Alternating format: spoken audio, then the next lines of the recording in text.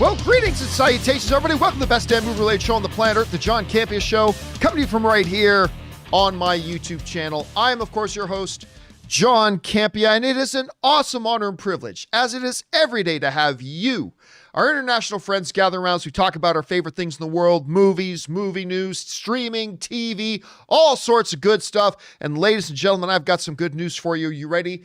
Get down on your knees. Thanks, whatever gods you worship, because Robert Meyer Burnett's in the house, ladies and gentlemen. Robert, how you doing today, sir? I was talking to my god, Crom, who I learned about from Conan the Barbarian, and he wanted to remind me that every day above ground is a good day, John, so it's good to be here. And if you do not help me, to hell with you, Crom. It's never a bad day, to quote a little bit of Conan. That's right. What is best in life? Crush your enemies, see them driven before you, and hear the lamentations of their women.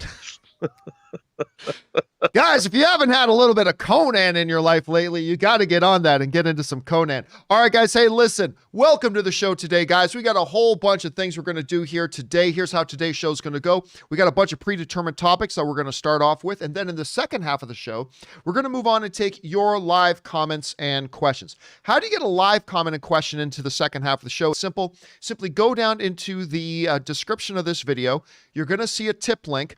Simply click on it, or you can enter it in manually at streamelements.com/movieblogtv/tip. You'll be getting your comment or question on the show or in a subsequent companion video, if it's reasonable. And of course, you'd be supporting the channel at the same time, and all of us here associated with the show, thank you guys very, very much for that support. Also, don't forget, guys, if you're new around here or if you haven't done so already, why don't you take a second and click on that subscribe button, become a subscriber to the channel. It'll keep you updated on all the things that we've got going on around here and just make you a little bit more plugged in with the community as well. Also, don't forget, guys, I know you can't always be in front of your computer or whatever. Maybe you're at work, maybe you're on a run. But good news, if you need your John Campea Show fixed, there is an option. There is the John Campea Show podcast, which is the audio-only version of this show. You can see it there. There it is on Apple Podcasts, but it's on your favorite podcasting app of choice. Just go there, search for the John Campea Show, and it'll be there when you guys need it. Also, one more thing of housekeeping. Don't forget, we got a documentary that is out now, our documentary on movie trailers, simply called Movie Trailers, A Love Story. It is available worldwide on Vimeo. That's at vimeo.com/on-demand/movie trailers. You can get that any country you live in. But if you live in the US or the UK, you have another option of getting it on Amazon. Simply go to Amazon, search for Movie Trailers, A Love Story, and you will be able to find it there. And thank you, everybody, for all of you who have already gone and got the movie and checked it out. It is incredibly honoring that you have. And thank you for all the feedback and the reviews and the recommendations. And that's been awesome. So thank you so much for that. Okay, guys, with that down, let's start getting into a couple of off the top, shall we? And the first off the top that we're going to cover here is this. You know, back at D23, the last one they did 17 years ago, how it feels like forever ago, Rob. Feels like forever ago. But the last D23, one of the projects they talked about was Cruella, starring Emma Stone. And I thought, you know, not really a project for me, but it looked interesting, whatever. And by the way, Marie Seafring sends in a super chat badge in the live chat. Thank you, Marie. But, you know, not really for me, but okay, whatever. And we knew that a trailer was coming. Well, that trailer has now come. The Cruella trailer has dropped this morning. And now look, Rob, at the Disney Investor Day thing, there were some trailers that got us very excited, but there was almost an equal number of trailers and spots they showed for different projects that honestly didn't look all that great. And I was kind of, I was kind of expecting that this Cruella project trailer, whenever it dropped, would probably be one of those. Probably, yeah, it's for whoever their demographic is. It might be for them, won't be for me. I'll tell you what, I thought this trailer was great for what it is. You know, for what, I mean, it's not Godzilla versus Kong, but I mean, for what it is, this was really good. How do you take one of these classic Disney villains and really make a watchable, relatable, something you can invest in kind of standalone narrative movie? Because we've seen some people take cracks at it before and had mixed results. And I'll tell you what, I was watching this and I thought it was really good. On top of that, that one shot, Rob, in the trailer where she walks in and she's wearing white and then like drops a flame and it all burns up and then suddenly she's in red. I mean, I gasped a little bit when I saw that. I gasped a little bit. So like, it's not Godzilla versus Kong, but I thought this was a really fine trailer for a movie that, quite frankly, I have not been all that interested in. But I gotta say, I'm kind of interested in this now. Rob, you had a chance to check this thing out. What did you think of it? Dude, I loved it. I mean, I had really, like, I've grown up with 101 Dalmatians. I like Glenn Close playing Cruella de Vil, but this was like the Joker version of Cruella de Vil.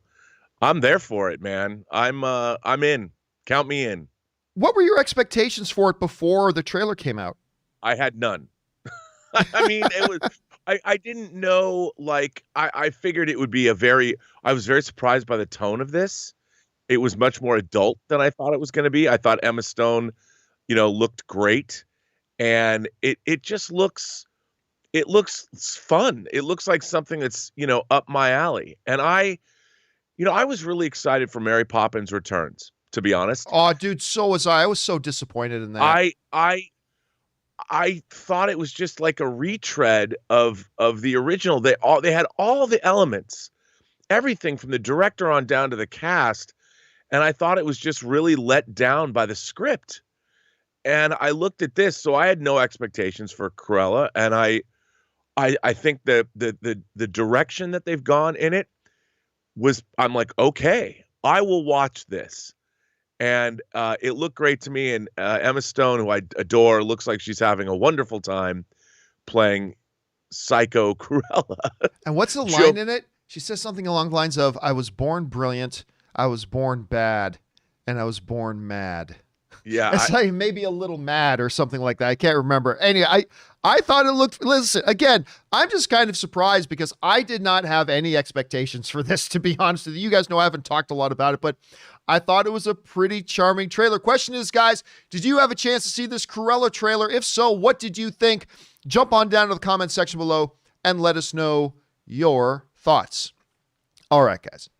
With that down, let's move into another off the top, shall we? And that is this. Rob, one of the movies that a lot of us have been looking forward to, or at least curious about, and wondering where the hell is this trailer, is the new Mortal Kombat. Now, we saw, I think it was Entertainment Weekly, drop a story about it and dropped a bunch of images. Normally, not always, but normally when that happens, a trailer is like coming within the next 24 to 48 hours. It never did come. However, now there's been a new development. A bunch of individual character posters for the upcoming Mortal Kombat, giving us reveals of Sub-Zero, Kano, Melina, Kung Lao, and Shang Tsung have been released. And you know what? They're very stylistic. I like what they're showing us here. There's a definite artistic and color palette that they've decided to use. And these images look pretty good. I mean, look, still images and character posters give us absolutely zero indication on if this movie's going to be any good or not. I mean, let's just call it what it is. Let's just admit that. If they could be crappy character posters, it doesn't mean it's going to be a bad movie. They can be fantastic character posters, doesn't mean the movie's going to be any good. But I tell you, I dig the style. I like the artistic choices they have made here with these posters. Now, what is interesting is that when posters come out, that's really when you look for a trailer to drop. We're now in about the 2-month window until this movie comes out. I have a feeling, although admittedly I said this before, but I have a feeling probably within the next week, maybe even within the next 24 hours, we will get a trailer finally for this Mortal Kombat thing. Rob, you had a chance to see these Mortal Kombat posters. What did you think of them, and does it adjust your expectations or excitement for the movie at all? Well, if you watch them on Twitter, they're animated. And it says that the trailer drops tomorrow at 9 a.m. Pacific time. Oh, it does say the trailer drops tomorrow. Yeah. Well, there you go. In that case, I was right when I said it would drop within 24 hours. Yeah, I mean, I'm looking at my favorites. Like, I love Scorpion. I like all the more samurai looking guys. I love Raiden. I mean, Liu Kang's cool, but is a little basic. Shang Tsung looks great. Oh, the Shang Tsung one looks, because he reminds me a lot of the dude. I keep forgetting the actor's name, but he looks. There's a similarity between him and the dude from the original Mortal Kombat movie, and I think that looks great. Yeah, Sub-Zero looks great. Kano looks great, or Kano. And Melina, she looks pretty badass. I mean, I like the look of these characters. So this movie to me I've always been sort of chuckling about it.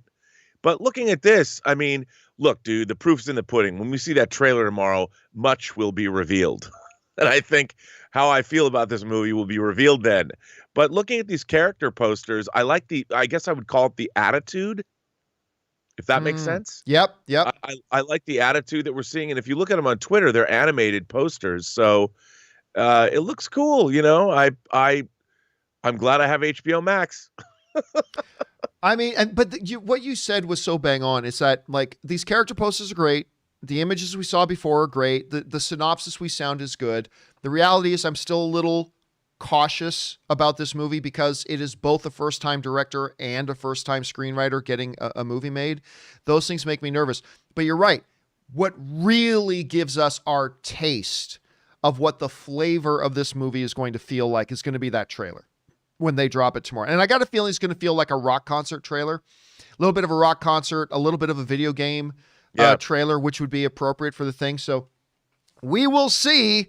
We will see if that turns out to be any good. So we'll probably end up talking about that tomorrow. Question is, guys, did you have a chance to check out these Mortal Kombat character posters? I like them. I mean, it doesn't mean the movie's going to be any good, but I like them personally. What did you guys think? Jump down into the comments section below and let us know your thoughts. Okay, guys.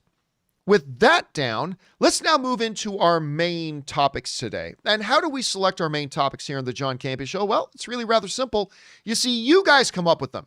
Whenever you come across a big topic, issue, or story that you think we should have as a main topic here in the John Campea Show, just go anytime 24/7 over to www.thejohncampeashow.com/contact.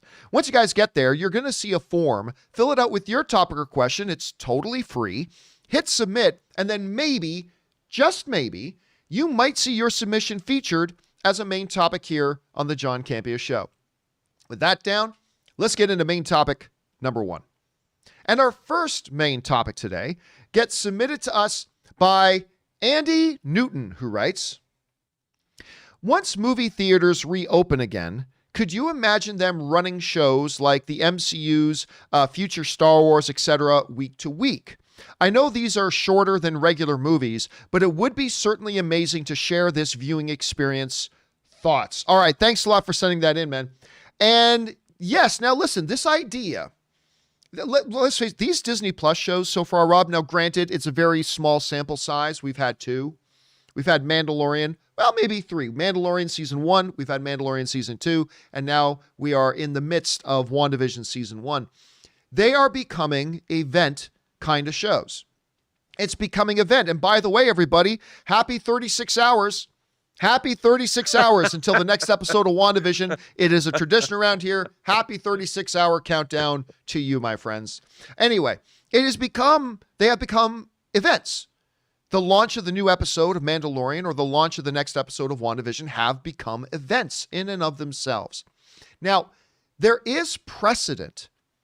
There have been times when television shows and episodes of those shows have been brought to the theaters. We remember famously when Game of Thrones did that. Like they launched the season premieres of something of 1 or 2 of the seasons in theaters like a week early or something like that. The awful, horrible, terrible Marvel show, The Inhumans. God, that was bad.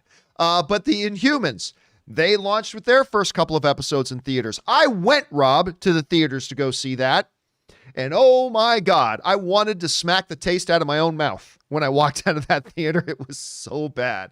So bad. But there is precedent here for it. The idea of the whole thing of taking episodes of a show and putting it in the theaters first could have merit. And I want to talk for a second about why they should do it and why it would work, but then reasons why maybe it's not such a good idea and maybe reasons why it wouldn't work. Think about this, Rob.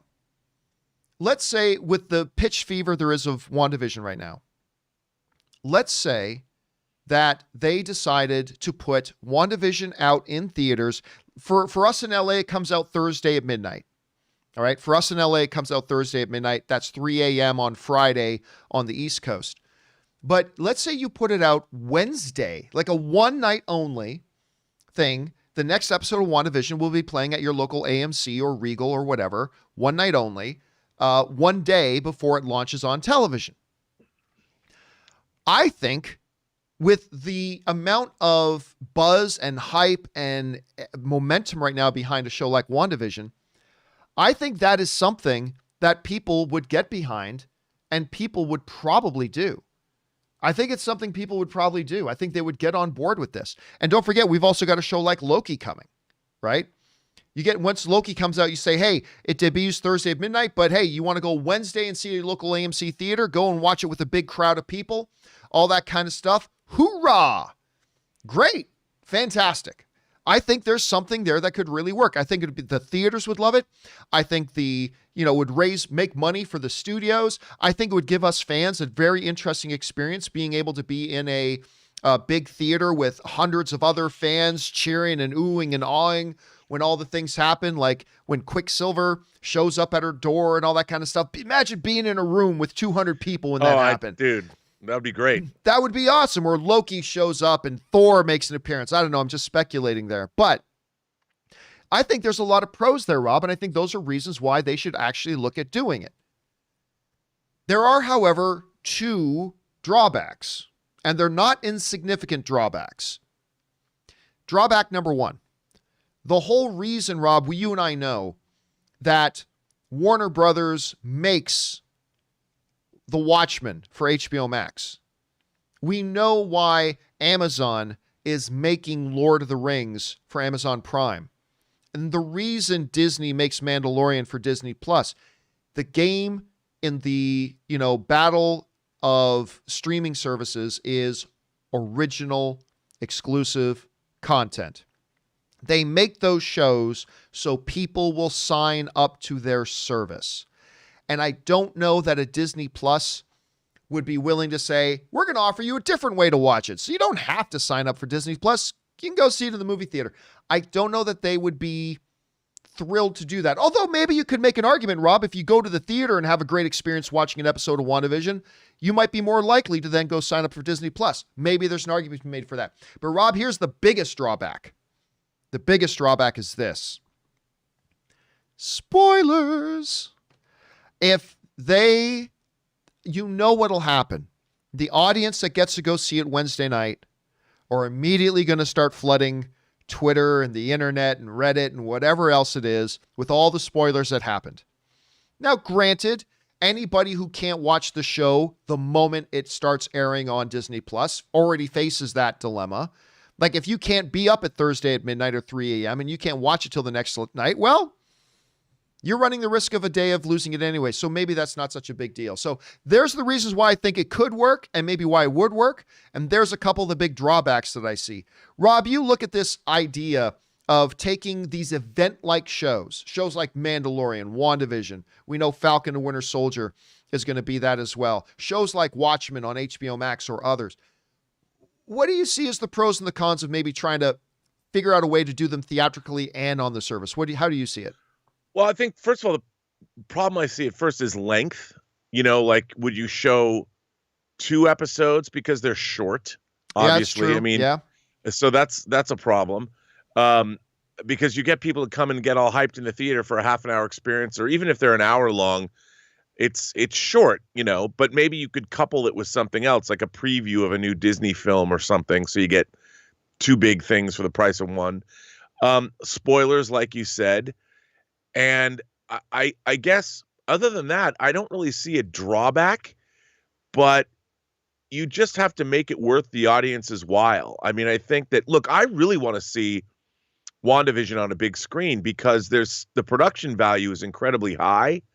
And I think it'd be fun the way it changes its aspect ratio. I think you'd feel it a lot more if you were seeing that on a big screen. Good point. And I would love to see, what I would go see if they did this, I would go see all episodes of WandaVision, like 9 episodes aired together in one movie. Like I'd love them to cut it together into one program and watch it all at once. So you'd only have to watch the opening credits once and the end credits once and watch everything cut together. I think that'd be kind of neat, like the WandaVision experience or something. I don't know if they would do that. That'd be like close to 6 hours. That would be tough. I mean, of course, it wouldn't be, we'd know what the story is, but I would love to just see it in a theater. Yeah, I love the idea of seeing it to the theater as well. Question is, guys, what do you think about the notion and something they've tried before? Could you take those things and try applying them to these Disney Plus, maybe upcoming HBO or Amazon shows where you try a theatrical release at the same time? There are pros that could really be great, but there are also some big drawbacks that could be bad. How do you guys see it? Jump into the comments section below and let us know your thoughts. All right, guys. With that down, let's move into main topic number 2. And our second main topic today gets submitted to us by Michael Burgett, who writes, "Hey, John, been watching your show for a while and enjoying your takes, whether I agree or disagree." Thank you so much, Michael. That's the whole idea. Deadline is now reporting that Mission Impossible 7 and 8 are no longer being filmed back-to-back because Tom Cruise will be doing press for Top Gun Maverick. What are your thoughts on the new Mission Impossible shooting schedule? And is this good news about Maverick being released this summer? All right. Thanks a lot for sending that in. And yeah, so you guys know that for the longest time, the plan here was for them to shoot Mission Impossible 7 and 8. And there's already been a lot of drama around the production. This thing has been shut down by COVID. Then there was the whole Tom Cruise, beaking off at some guys that I thought was totally well-deserved. At any rate, and they were supposed to shoot it back-to-back with Episode 8. Well, apparently now that's not going to happen. This comes to us from the folks over at Deadline who write, "Sources said this is simply down the fact that they're no longer going to be shooting back-to-back. This is simply down to shifting release calendars. Star Tom Cruise will now be needed on a promotional tour duties by the studio for Top Gun Maverick ahead of that film's planned release on July 2nd, and will be out of action for a period of time. Once that film has rolled out, hopefully to packed cinemas in a post-COVID world, production on Mission Impossible 8 can begin, meaning the gap shouldn't be too impactful." All right, that comes to us from the folks over at Deadline. This is interesting on a couple of fronts. Number one, it's not like they had to cancel shooting back-to-back and now they're going to have to start shooting Mission Impossible 8 in 18 months, right? There's going to be a couple of months window that they're going to have to break for, and then they'll come back and jump on getting Mission Impossible 8 done. So yeah, it's not shooting it back to back, but again, it's not like they had to bump it too awful much. So there's that aspect of it. The second aspect of it is the fact that this kind of speaks that the studio is pretty convinced. I mean, you have to be, if you're going to shift your entire production schedule for an entire movie, for a promotional tour, right or wrong, it means they're at least convinced, again, whether they're right or wrong, they're convinced that, yeah, this thing's coming out on June 2nd in theaters. Because Rob, you know that when you move entire production schedules, that isn't free. That you've lost money by altering production schedules, probably a lot of it. And you're costing yourself a lot of time and money. So it seems that they're convinced this thing is going to hit theaters on the date that it's scheduled to come out. Maybe they're right, maybe they're wrong. Rob, with such a short break, I don't think this is going to interfere with their production plans too terribly much on Mission Impossible 8. But Rob, you see this whole thing. What stands out to you? Well, one, like you said, maybe Top Gun Maverick will indeed come out when it's supposed to. And that, John, that's exciting because I have to tell you, despite the fact that it's coming, 34 years after the original, I can't wait to see this movie. I really want to. I really want to see it. But two, look, if anything, someone's going to make a documentary about how Mission Impossible 7 soldiered on through COVID.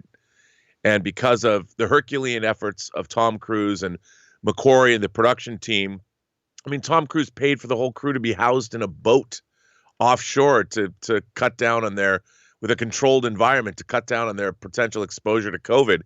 They did it. They were all over the world. They did it. They made this thing happen. I mean, they had an impossible mission themselves as filmmakers, and they accepted it, and they apparently completed it. So kudos to them. I don't think this is going to cause that much of a delay. It'll give them time to take a breather, see what they've got in terms of the footage, put things together, And I really don't think it's that big a deal. The crew probably needs a break anyway. Right. I mean, they go home to their families, they get re-energized. It's probably the best thing for everybody. It's the best of all possible worlds. All right, question here is, guys, what do you think about this? Do you think this break between the production of Mission Impossible Episode 7 and Mission Impossible Episode 8 is going to affect it too terribly much? We don't think so, but maybe it could. Also, do you agree with us that this kind of seems like this means Paramount is pretty sure they're releasing on that date? What do you guys think? Jump down into the comments section below and let us know your thoughts. All right, guys. With that down, let's move on to main topic number 3. And our third main topic today gets submitted to us by Jacob Ember, who writes, "Hey, John and Rob, if he's there. I just read an article from The Hollywood Reporter saying that insiders expect the Cara Dune character to be recast. Opinions on Carano aside, what are your thoughts on a possible recast?" All right, thanks a lot for sending that in. And yes, I saw that article when it initially came out, and I was like, I just don't see them recasting it. I just don't see them recasting it. And it should be noted that the Hollywood Reporter then updated their article to claim just that. Let's go over and see what the Hollywood Reporter had to say. They said this: Carano, sources say, had repeatedly been warned by those around her about social media behavior. You guys know I was the first one to tell you about that a little bit ago. Insiders say Cara Dune wasn't part of the Star Wars series Next Up, the Boba Fett spinoff, but expected that the character will be recast down the road for both story and merchandising reasons. A source, however, at Lucasfilm says that a recasting is not expected to happen. All right, this is key. A recasting is not expected to happen. Now, I know there has been a lot of speculation going around. Some people, who are they wanting? Some people were wanting Lucy Lawless to come in and be the new Cara Dune. There have been a bunch of actresses getting on their social media, kind of pitching themselves to Disney as being the new Cara Dune. They seriously, there have been actresses doing that. All that kind of stuff. Rob, I think not casting. Number one, I am not surprised at all that they have come out and said they are not going to recast. And I'm glad for it. I expected them not to recast. And once again, the reason I don't think Disney was going to recast, there are two reasons. One's a minor reason, one's a bigger reason. The minor reason is this: Disney likes to move past controversies fairly quickly. Like they don't like to drag them out too much. They like, if they happen, they happen, but they seem to like to move past them quickly. If they just suddenly recast the Cara Dune character, that is going to prolong the controversy. The conversation is going to go right back to Gina Carano and all this kind of stuff. And I don't think Disney wants to do that. But that's the minor reason. The main reason that I've said from the beginning that I don't think they're going to recast Cara Dune is because of this. I believe Disney likes to keep their options open. Now, that doesn't mean they're going to do anything, but they at least like to keep their options open. We remember that when they fired James Gunn, without any warning, without any discussion, but when they fired James Gunn, they kept the door open. A year later, he was rehired and brought back in. If you recast Cara Dune, your options are now gone. The moment you have another actress come in and play the role, your option's off the table. You no longer have the option of bringing her back later if you want to. That's now done. And I think Disney is a company that likes to keep their options open. And from a personal point of view, I always like hearing about fixed relationships, whether they're business relationships, personal relationships, whatever. I like hearing stories about fixed relationships. Look, and again, don't misquote me. I am not saying that Disney will hire back Cara Dune. Let me be very, very clear about that. But do I believe it's possible? Sure. I think it's possible. If it could happen with James Gunn, it could happen here. Is it likely? Maybe not likely. But yeah, Rob, I just really felt that Disney wouldn't recast because they want to keep that option, however unlikely, available to them and on the table. So I'm not surprised to hear this at all. Rob, number one, what do you think Disney should, there are arguments to be made that maybe they should just recast this character and move on. Maybe they shouldn't. What are your thoughts on this whole thing? Well, I think it's gotten, again, it's a PR disaster, and it's for fans of The Mandalorian. Remember, most fans are not covering or watching the internet the way we all do. A lot of people who just are enjoying the show for what it is, and they're not following this brouhaha. I mean, I guess a lot now are because it's exploded, but I just think that here was a character that people really liked. And, to recast this character, all it does is draw attention to all of this. And then you're going to what? You're going to make toys of this new version of the character, but not the old version. They've actually canceled a lot of the merchandise that was getting made with her in it. Yeah, Hasbro pulled the toy. They're not making it anymore. You look at this stuff and you're like, wow, if they just wanted to recast the role, they could have just recast the role or made a new character. I mean, she was on the show for 2 years. She ended season 2. It's not out of the realm of possibility. Characters like that, 2 seasons and they're done. That happens on TV all the time. But now it's become this big brouhaha. And like you, I think they are keeping their options open because, at the end of the day, maybe you get something out of apologizing and repenting and showing you've learned something, and then you can come back and they can keep making the show that they were going to make. And, once people have done that, you don't give anybody anywhere else to go. And I think that, in this day and age, I think it's important that we realize that it's terrible that people get quote unquote canceled forever, that someone's livelihood and their family's livelihood could be destroyed by interacting on social media. And I think that there's something to be said for Disney allowing people like James Gunn to come back, and maybe they'll allow her to come back, assuming she shows enough, let's say, thoughtfulness and introspection and can make some kind of an agreement with Disney. But, you never know. Yeah, and I think that's the key here. Again, we're not trying to say that there's a likelihood of anything. It's simply just that it's nice to keep the option on the table, that it's there, because you never know what'll happen tomorrow. You never know. Anyway, guys, question is, what do you think about this whole situation? The fact that Lucasfilm is now saying they are not going to recast the role of Cara Dune. I think that's the right move for several different reasons. Maybe you think it's the wrong one. Jump down into the comments section below and leave your thoughts there. All right, guys. With that all down, let's now move on and start taking your live comments and questions, shall we? Once again, if you want to get in a live comment or question on the show, simply use the tip link that's down in the description of this video or send it in manually at streamelements.com/movieblogtv/tip. You'll be getting your comment or question on the show, and you'll be supporting the show at the same time. All right, guys, let's jump into it here, shall we? And we're going to get things started off here. And by the way, Smilodon sends in a super chat badge in the live chat. Thank you, man. All right. Ian McAllister writes, John Krasinski, Anna Kendrick, The Haulers. Yep, I believe that was the first movie he directed. Do yourself a favor, John. It has a star-studded cast, and I think just became one of my new favorites. A wonderful, heartfelt, feel-good movie directed by Jim Halpert himself, featuring Agent Jim. Yep, Randall Park is in it, and Charlie Day. Also, what's the name of the guy from District 9 again? Charlito Copley. Yeah, that's it. He's in there as well. I think Richard Jennings is in that as well. It is a charming, fun little film that showed that, hey, guess what? Jim Halpert's got some directing chops. And you're right. It was our first look at Jim and Asian Jim, John Krasinski and Randall Park in something.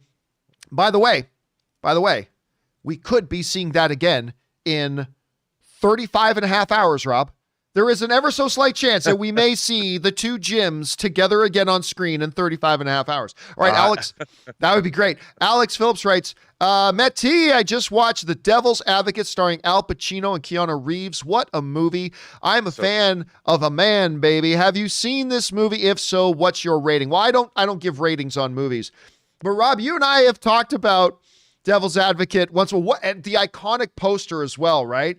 Reeves sitting in the chair, Pacino behind him, yeah. like that. It's a great movie. I mean, like, I'm not going to lie. It's not in my top 20 of all time or anything, but it's a great movie. What did you think of it?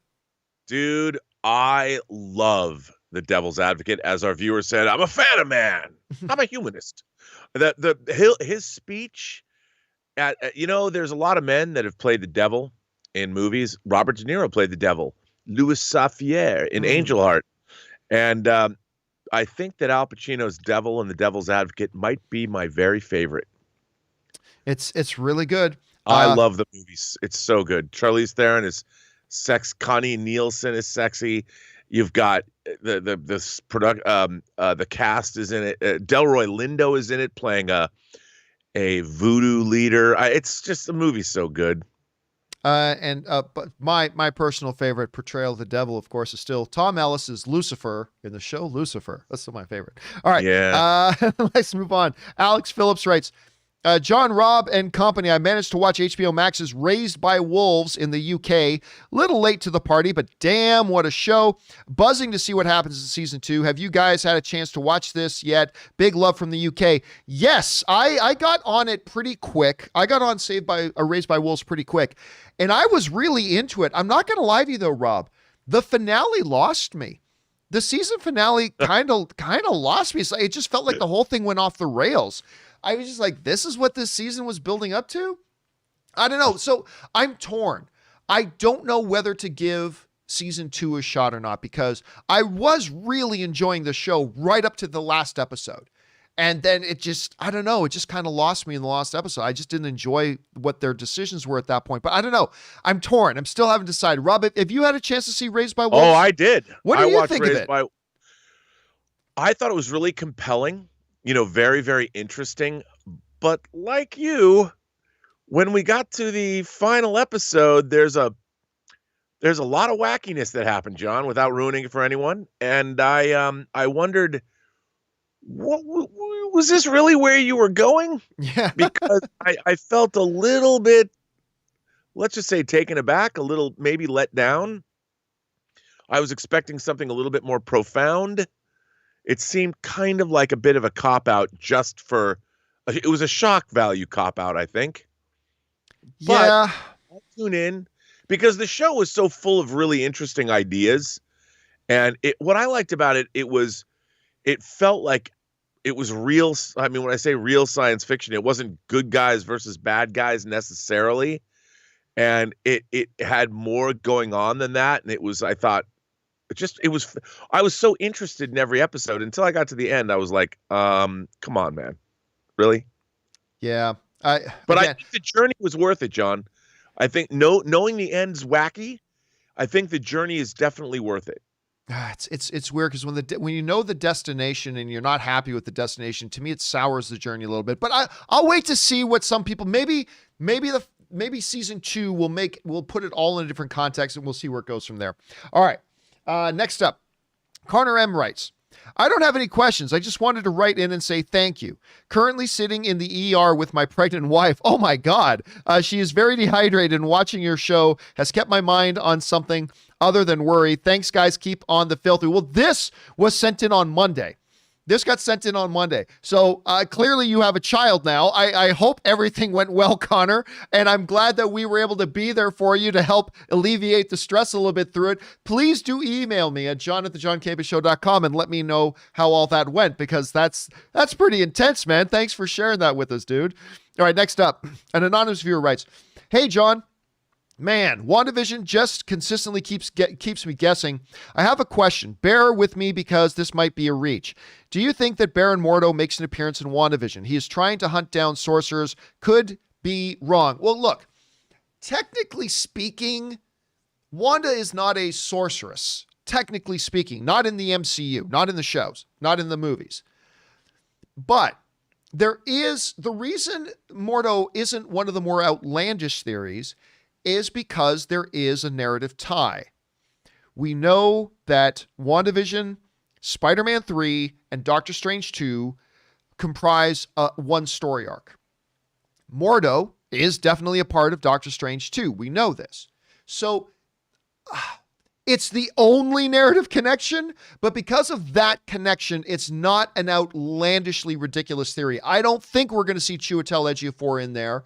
But it's not the most, it's not like it lacks any basis. There is a reason to believe that that's possible. So I don't know. I don't think it will be, but we will see.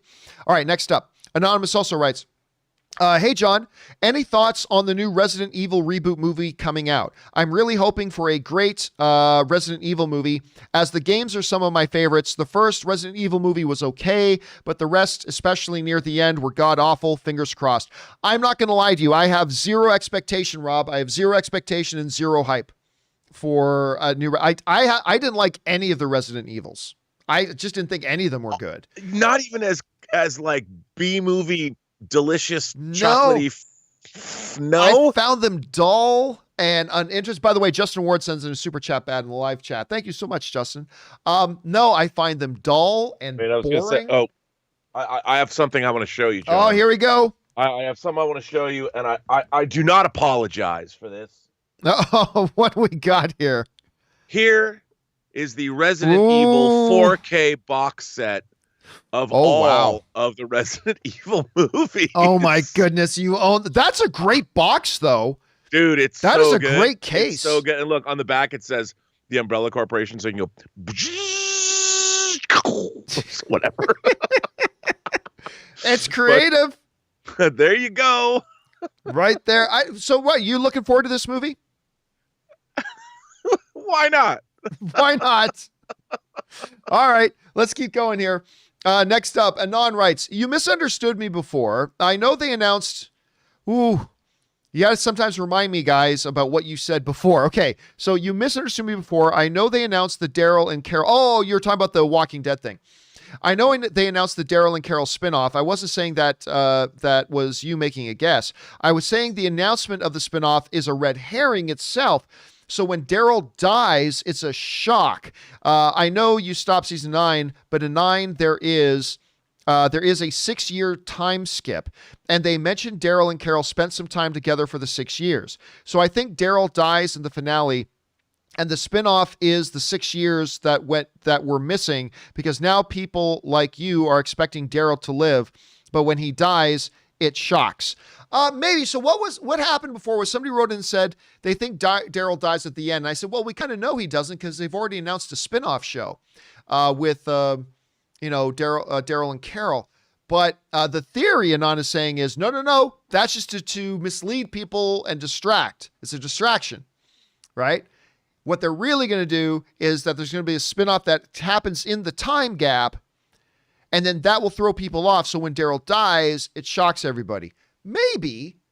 Here's the thing to me, though, Rob, is that why would I watch, if Daryl dies, why would I then watch a Daryl and Carol spinoff series, prequel series? Listen, if Walking Dead was a movie, and there had been 2 or 3 movies you do this, but Walking Dead is a series that's kind of run its course. How many seasons has it been now? 7, 10? 8, 9, 10. I honestly don't know. 9, 10. I watched all of them until up just about 2 years ago. I kind of did. I stopped watching Walking Dead at the end of the Negan story, where they win and they capture Negan, and when Rick decides to keep Negan alive and they keep him imprisoned. That was the last I saw of it. And I enjoyed Walking Dead. I did, but for me, it kind of played its course. Is now the time to do a flash? I don't know. Because you're right, Anon, it would be a massive misdirect. It would be a very massive misdirect, but do you do a spinoff series just to set up a one moment misdirect of one character dying? I don't know. Rob, what do you think about the theory? I don't think so. I mean, I'm with you. I don't think it's a misdirect. I don't know if I'd want to watch. I mean, The Walking Dead was a show that was made for me, man. I love the first season. I love the few other seasons after that, but then it's like, enough already. Can't people be nice to each other when the dead are walking? I mean, how often, how long let's move to Wyoming. Why are we stuck here? I just think that there's I don't know, maybe for me, Walking Dead is just way beyond its shelf life. Now somebody brought up in the live chat, and I was thinking about this, well, look, we've got Black Widow. We've got Black Widow coming. We got a Black Widow movie. She dies, and now they're doing a short thing. Yeah, but there are 2 major differences between the Black Widow situation and the Walking Dead situation. in the Walking Dead situation, Walking Dead has played its course. I mean, it's not as popular as it used to be. I'm not saying for those who still like it shouldn't still love it and enjoy it, but it is not as popular as it used to be. It has coming to the end of its lifespan, sort of.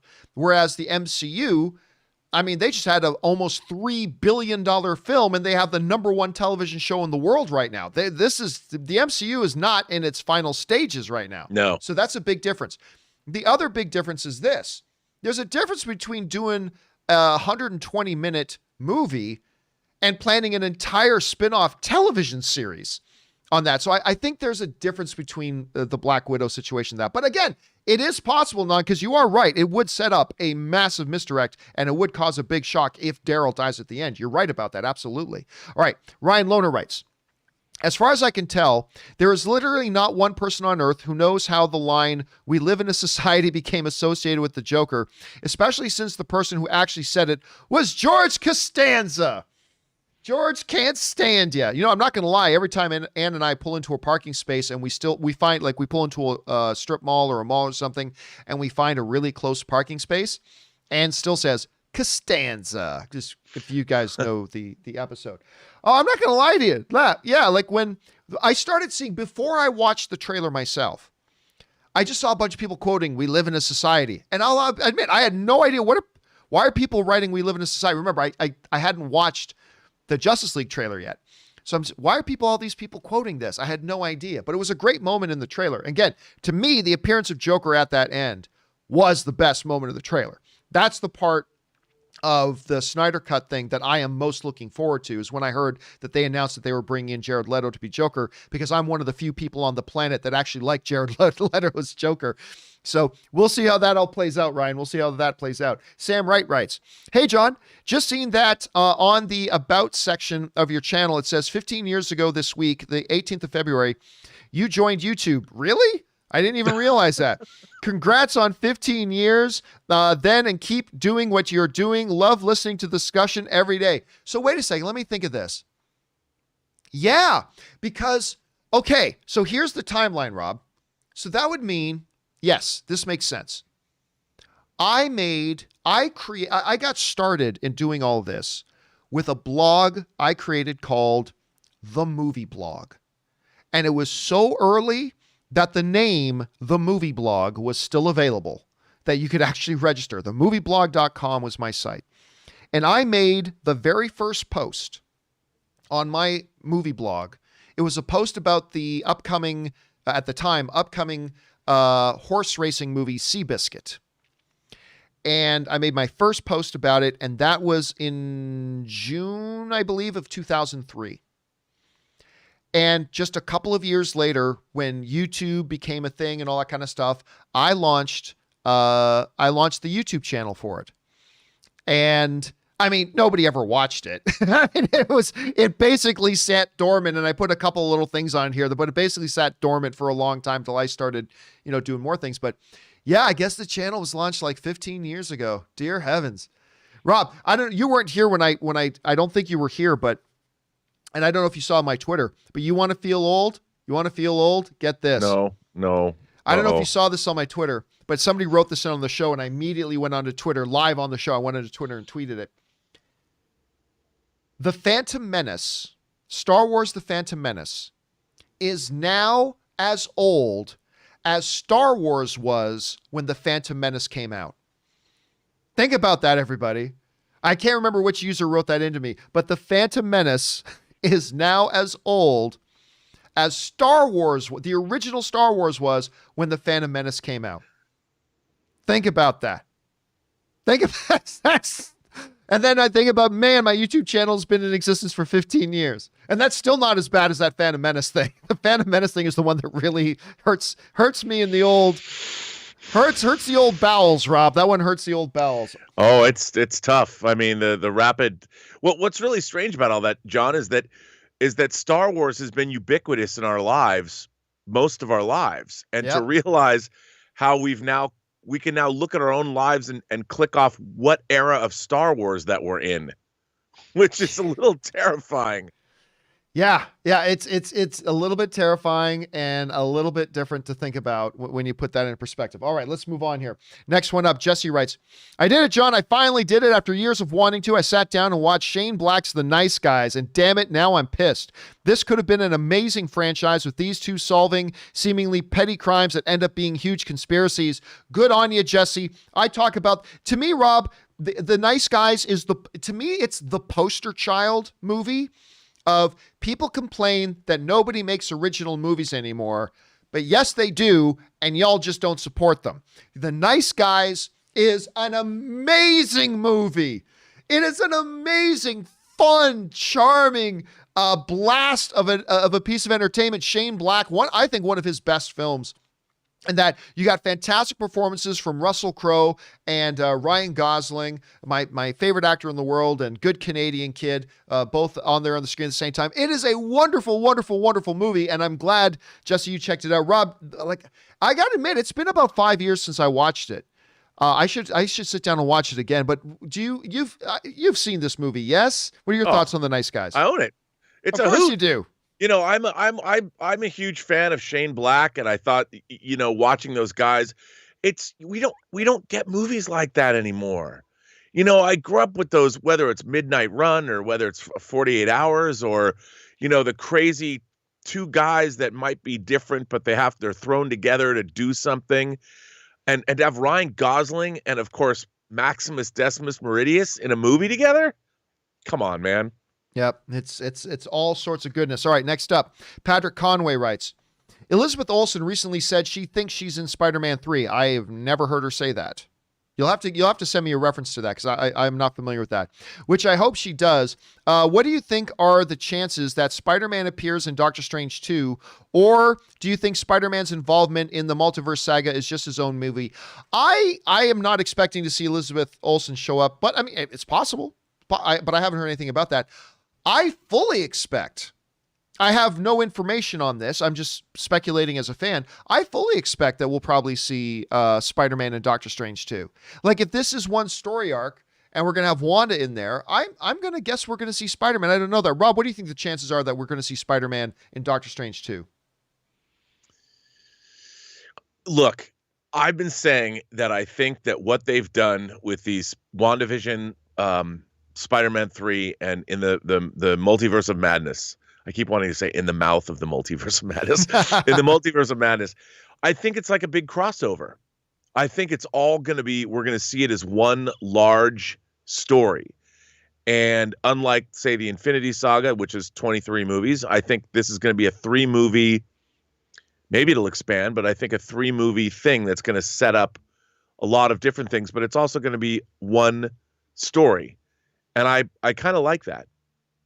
And I think we're going to see all of these characters in all of these movies. I mean, I don't think Spider-Man's going to show up at the end of WandaVision, but I think that Spider-Man 3 and Doctor Strange are going to be a continuation of a longer story. All right. Next up, we got Aaron Schroeder, who writes, I need some advice. I never watched Justice League. Before the Snyder Cut comes out, should I watch a theatrical cut or should I go into the new version completely fresh? And how many people are in this position? Am I alone? Well, I think there's an argument to be made both ways. Like, on the one hand, it's like, if you want to go into the Snyder Cut and be able to appreciate, or the opposite of that, what the differences are, then watching the theatrical version first is the right thing to do. Like, if you want to go into just, because that's going to be the main thing. A lot of people are going into the Snyder Cut version is going to see the differences. They want to see how it differs from what the theatrical one. And if you want that experience, you need to watch the theatrical one first. However, there's an argument to be made the opposite, which is, this Snyder Cut version is what the original director, Zack Snyder, originally intended this movie to be, with some late in the game additions he made. But for the most part, this is the movie that the director originally intended to be made. So if you want as clean an experience as possible, like, I just want to see what the original director originally wanted to make, then you should go into Snyder Cut without watching the theatrical version. So it depends. If you want to be like a lot of people and understand and see and recognize and appreciate the differences, watch the theatrical version. If you just want to watch it clean, what was the director's original vision, go in and watch that. So it all depends on what, you are most looking forward to. But those are the two arguments both ways. All right, next up. Captain Blue Pants writes, I just want to say I love the addition of Kimberly to your rotation. Thank you so much. She's doing great, isn't she? She is awesome. Also, I think they will deal with Cap's death a little bit on Falcon and Winter Soldier, and Zemo might find out that Cap isn't dead, then use that as leverage in some way. Not impossible, but Rob, we just recently heard that Chris Evans has re-upped. He's going to appear in one, probably two more projects. But that all came after Falcon and Winter Soldier was already done shooting. So I doubt that. But these shows tend to love to surprise us. In Mandalorian, we got Luke in 35 hours. Happy 35 hours, everybody. By the way, 35 hours till the next episode of WandaVision. In about 35 hours, I think we're going to get some kind of big reveal. I still have no idea who the hell this aerospace engineer is going to be. But maybe it's Reed Richards, maybe it's somebody, I don't know, but we're about to get one there. They do like these big surprise appearances, and maybe that big surprise appearance for Falcon and Winter Soldier could be Chris Evans' old man Cap. I mean, I don't know. What do you think the chances of that are? Well, I think pretty good, because he's not going anywhere. I mean, theoretically, old man Cap was in the universe, so he just finally made his presence known. I mean, I wonder if he would be in some kind of an advisory capacity. I wonder why he didn't prevent the rise of Hydra. Did he have to allow that to occur? I mean, it's going to be really interesting to see how they deal with it, because he's there. He's there, out right? there somewhere. Yeah, he's there somewhere. Maybe he's just hanging out. I don't know, but he's there. All right, next up. Zagard writes, 1 of 3. Hey, John. I have a sensitive topic to talk about, spoilers. I have some friends who say you should never say anything about anything that other people may not have seen or read, even if it's been out for 10 plus years. On the other hand, I have some friends who just don't care about spoilers at all. An example is me and 5 other friends were in a Discord call, and 5 of us had seen WandaVision episode 6. Only 1 of us had not.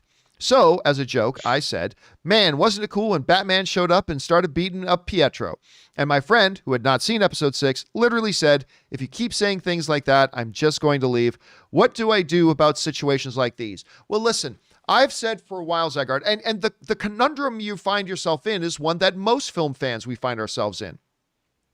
The biggest problem with spoilers, and Rob, you and I have talked about this a lot, but the biggest challenge about spoilers is there is not one commonly accepted definition about what a spoiler is.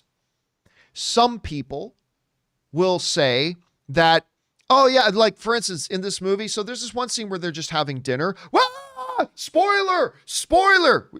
Telling you that there's a scene where a couple people are eating dinner is a spoiler? Yes, because to some people, any information at all about a movie or show they haven't seen yet is a spoiler. Take it to the other extreme. There are some people who only consider something a spoiler if it is a massive piece of information that fundamentally would alter the way they view the movie when they do sit down and watch it. So, for instance, for Sixth Sense, spoiler alert, finding out that Bruce Willis was dead all along, that's a major piece of information that fundamentally changes the way, because if you knew that before watching it, Rob, that fundamentally changes your entire viewing experience. Rosebud is the sled. Fundamentally changes a lot of the way that you watch the viewing experience. He sees the Statue of Liberty at the end. He's been on Earth the whole time. That fundamentally changes the way you view the experience. So you have these two extremes. And then I can't believe you just spoiled 3 movies in one sentence. And just in one quick sentence. And what then the you hell, have man? a million stages in between, right? So since nobody has a common, accepted, and agreed upon definition about what a spoiler even is, you never know what's okay to talk about and what's not okay to talk about and all that kind of stuff. And that makes it challenging. I have a personal rule. Under normal circumstances, when we're out not in a pandemic and a movie comes out in theaters, my normal thing about talking about spoilers openly on the show has been this. You wait till the movie has done its theatrical run, and then you wait till it's been out on home video for at least a little bit, right? At least a little bit.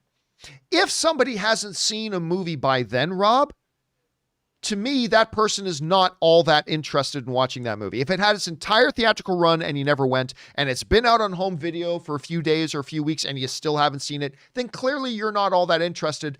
And the movie fan community at some point has to be able to openly discuss it. Doing a spoiler review is different because you're giving a warning. You should only come in here if you're interested in spoilers. For TV shows, I only say that window is 24 hours. You got 24 hours. Like if you don't want to watch the Super Bowl because you can't watch it live, so you record it. If you still haven't watched it 24 hours later, sorry. I mean, that's an extreme example, but I give people with television shows 24 hours. And once the show airs, after 24 hours, it's free game. People got to be allowed to openly talk about it. And if you haven't watched it by then it's your responsibility to stay off social media until you do watch it, or you're just going to have to make sure you do watch it, or you're just going to have to accept the fact that you're going to hear some spoilers. But it's a tough one, Rob. It's a tough one. So what I would say to Zagard is, I don't think you did anything wrong. Unless you made it seem really threatening, like you were about to drop major information to your friend, that's not cool. But if you made one joke, I don't think there's anything wrong. Rob, what's your approach to this? Well, look, one of the things that I've learned in my life is I've gone back and read, whether it's classic literature, old movies, old comic book stories I missed. And because they're so old and people start talking about them or stop talking about them, when I read them, it's almost like hearing about them for the first time. And the delight of discovery cannot be undersold. It's wonderful to go into a story or something and not know anything that's happening. So my whole thing is just ask the person you're with, have you seen this thing before? Well, if you haven't, I don't want to talk about it anymore because I don't want to rob you of that experience. And that's the way, look, on social media and stuff, we're going to mouth off about WandaVision and all that. But if I meet somebody in casual conversation or even a friend of mine and we talk about something that's a year or two old, I'll ask them, have you seen this? You should see it.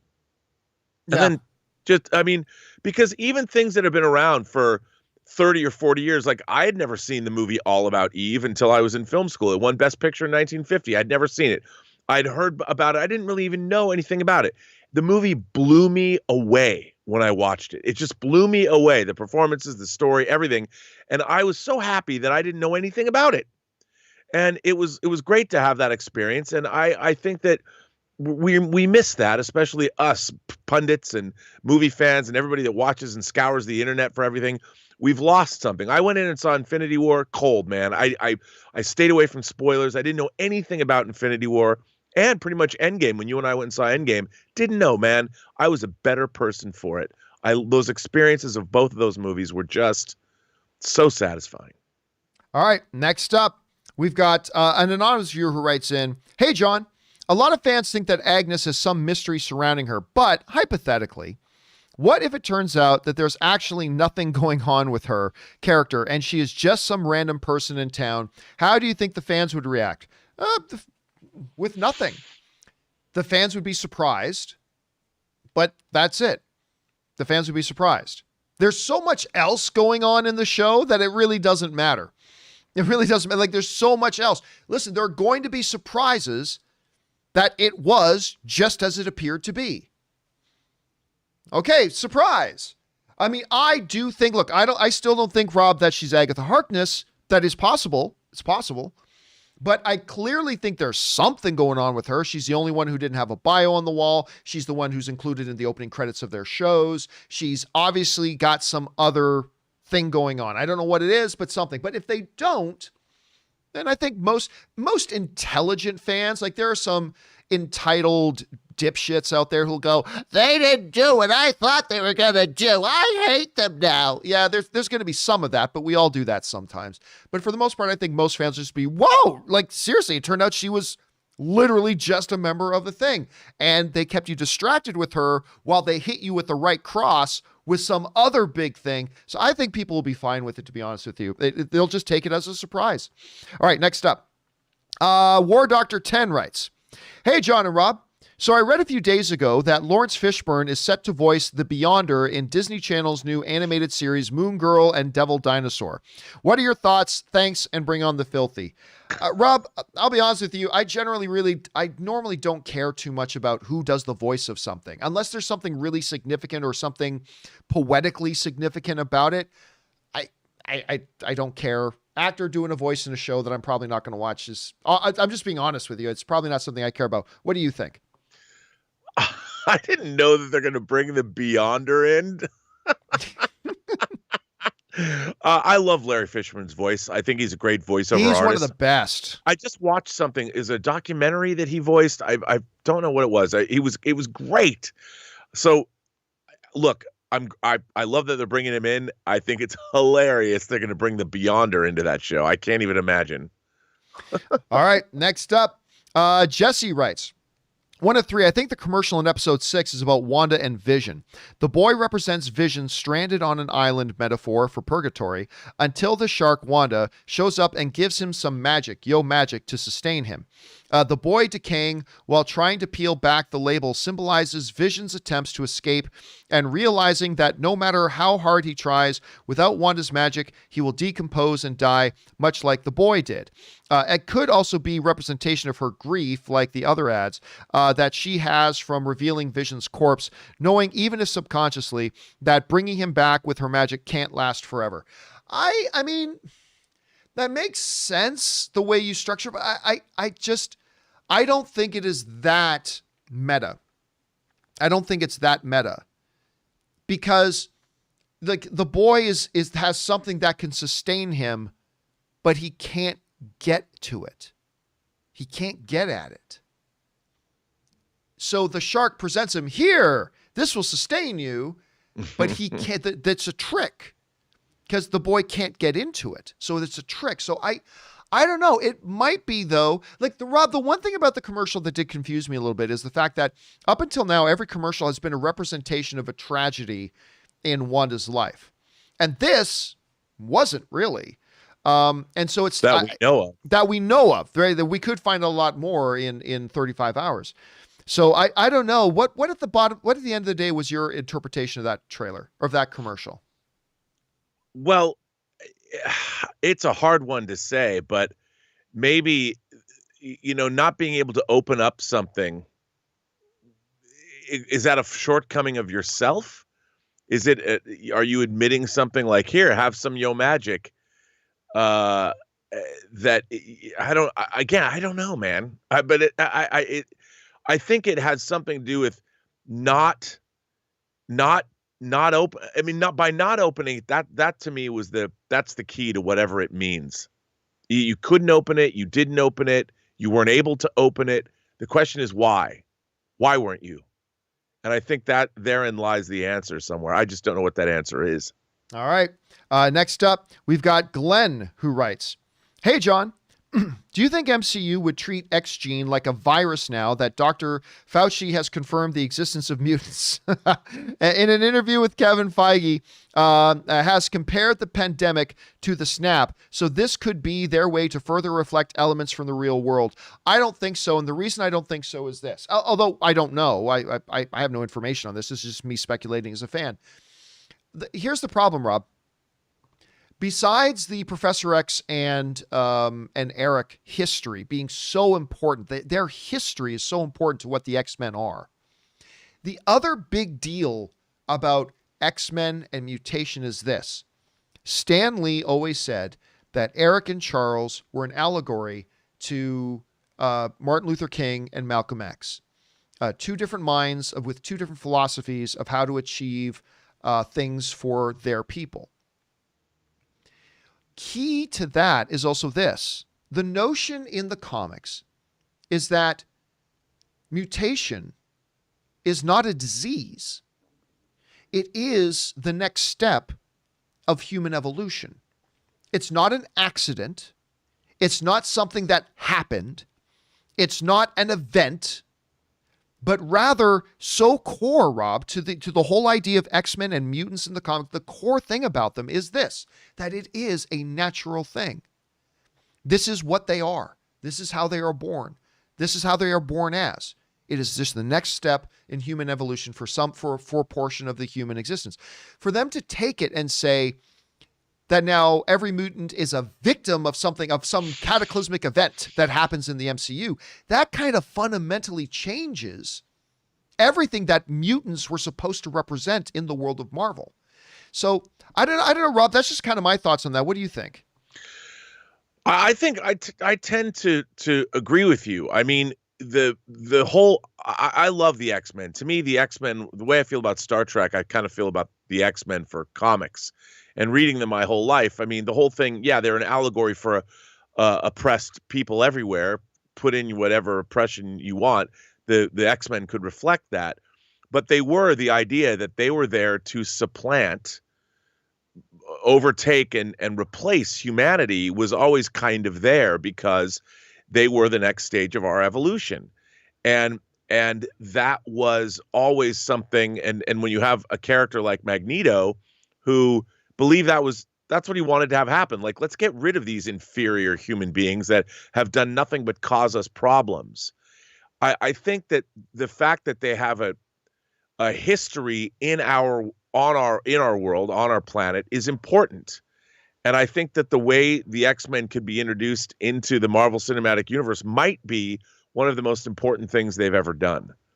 So I don't know how they're going to handle it, but I'm almost leaning in the direction of maybe the X-Men have always been in the MCU. We just haven't had their story told yet. Somebody wrote to me the other day. They're like, well, the X-Men are not mentioned in every episode or every issue of the Avengers comics. And I'm like, yeah, but would they sit out the attack on New York, or would they sit, what happened? I mean, maybe we'll find out that mutants were always here, but yeah. I don't know. That's going to be, but look, I would say that's going to be very, very tough to do narratively, yep. But really there's no answer that isn't going to be tough. Kevin Feige's got his work cut out for him, man. Yeah. All right. And if anybody can do it, it's going to be him. All right. Next up, we've got Orange Hand Writes. John, have you heard about this new cuisine show on CNN involving Stanley Tucci? Yes, I have. Visiting regions of Italy. As an Italian as well as a Tucci fan, I thought you might be interested. I couldn't believe it when I first saw a commercial for that. It's like Stanley Tucci, who we all love, touring Italy. I'm Italian, and doing like food stuff. I like these food shows. I admit it. I kind of like these. I like food shows and home renovation shows. I don't know why. I just do. I can't explain it. But yeah, that caught me very much by surprise, and I'm very much looking forward to watching that. All right. Canadian Singing Posty tips in like $50. Thank you, Canadian Singing Posty. Love his videos, by the way. Yeah. Writes in, hey, John and Co. Here's to the new house. Thank you so much. Consider this a housewarming gift for you and Ann. Thank you so much, dude. Got busy, but was going to offer a Valentine's song for you, Ann. Rob, Ace, let him know if you want a song on me. Have a silly Wanda production. Have silly Wanda prediction, but nervous to say. What? Hey, dude, listen, every Wanda prediction's a silly prediction. None of us know. All of our theories are all just being pulled out of wrestlers. By the way, for those of you who don't know, Canadian Singing Posty has sent in videos to us before. He works for Canada Post, and he is an operatic singer. And he's so good. And I've shared some of his stuff on my Twitter before. So anyway, thank you, Canadian Singing Posty. I'm sure Rob would like a Valentine's song. I'll take one for sure, man, if you got one, because he's just so good. All right, next up. And thank you again, man. All right, Tom Riddle writes, being that T'Challa and Shuri were victims of the snap, and based on everything, where do we go? And based on everything we know about this world, I think it's a safe bet to say that M'Baku became King / Black Panther in the 5-year time jump in Endgame. Would you agree? And will that factor into Black Panther 2? Well, I mean, obviously we don't know. We know nothing right now at this point about what went on in Wakanda after the events of Infinity War. We just don't know. We do know that M'Baku did survive the snap. We know that because they showed that in the movie. M'Baku was this close to being King of Wakanda anyway and being Black Panther anyway. Like, don't forget, go back to that part in Black Panther. He legitimately came very close to legitimately just beating T'Challa to become king in Black Panther.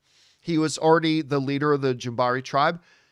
It to me, it makes sense that yes, clearly the next obvious person to be king and take over the throne and the mantle of protector of Wakanda would be M'Baku. Now, did they have any heart-shaped herbs left? Did they find a hidden stash, or is that going to be part of this upcoming Wakanda series? I don't know, but it at least seems to me, Rob, that it would completely make sense that M'Baku became king during that time. I don't know. What do you think? It makes sense to me. They're doing in Black Panther 2 and a Wakanda series. Yes. So I think that whatever they're going to be doing with Wakanda is going to be something like they've thought this out. Like they know. And I think that we're going to see all of these characters come into play in some way, shape, or form. And who might take up the mantle of Black Panther? It's hard to say, but M'Baku's a great character. And maybe they'll do something like switch. They'll make the King of Wakanda not Black Panther or something and split them into two characters or do something different. I don't know. I don't know where they're going to go. I don't know. All right.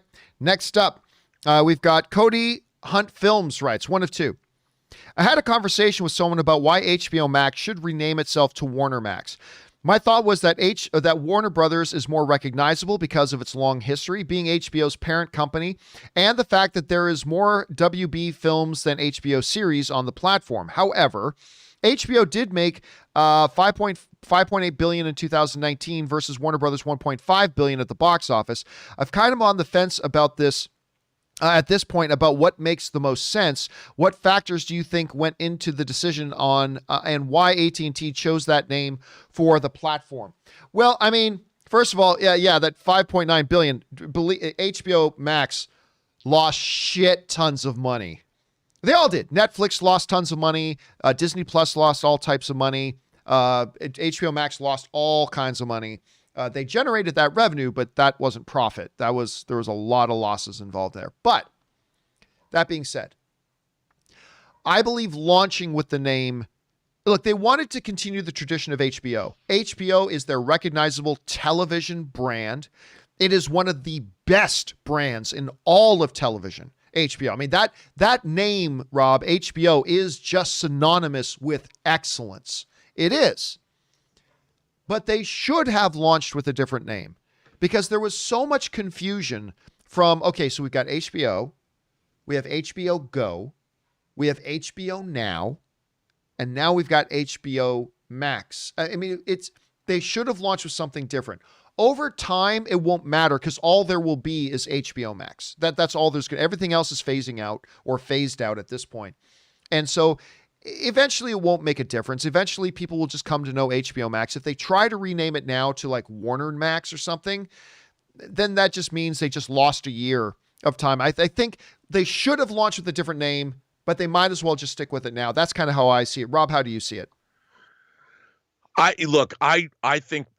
think branding their streaming service HBO Max was a mistake. I think it continues to be a mistake. I think that everybody's rebranding themselves now.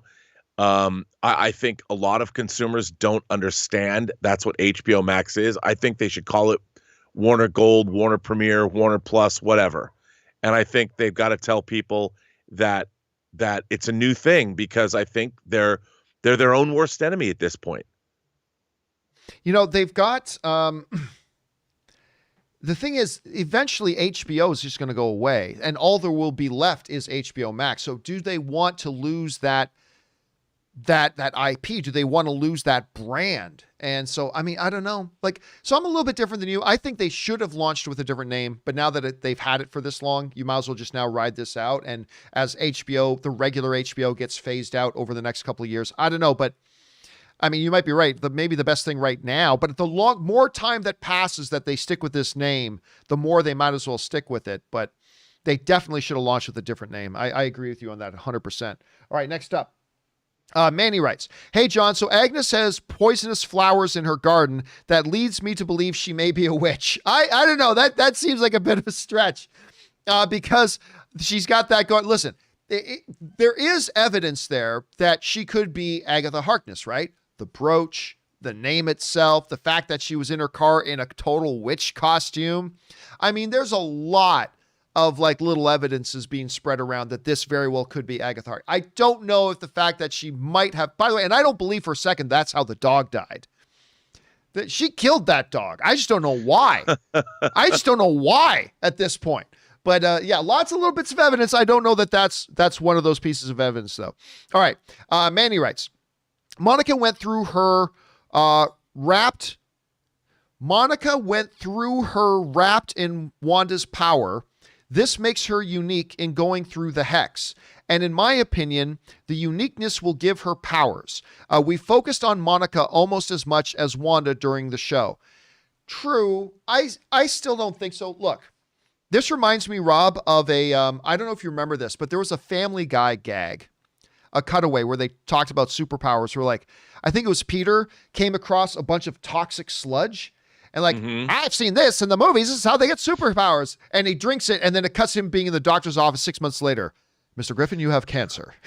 It's like we think that anything strange happens in movies. That means they're going to get superpowers out of it. I don't know. Cause that would mean that that would mean that Wanda can just go around and bestowing superpowers on people if she wants to. They can all become superpowered beings if she wanted to do that. I don't know. Like, is it possible? Absolutely. Absolutely it is. I still think they're just going to make this a health issue. And I think Monica Rambeau, who becomes Photon or Spectrum or any other of the 10 other names she's had in the comics, I still think she's going to get her powers, but I don't think she's going to get them till Captain Marvel 2. Again, I won't be shocked if in episode 7, suddenly she uses a superpower that she didn't know she had. That could happen. But Rob, where are you right now in the whole, does Monica get superpowers? Does she have them now? Or is these things she's going to get later? Where are you on this? Well, you know, was it the plaque in her mom's office where they called her Photon? Called her Maria. Yeah, that was Maria's nickname, Photon.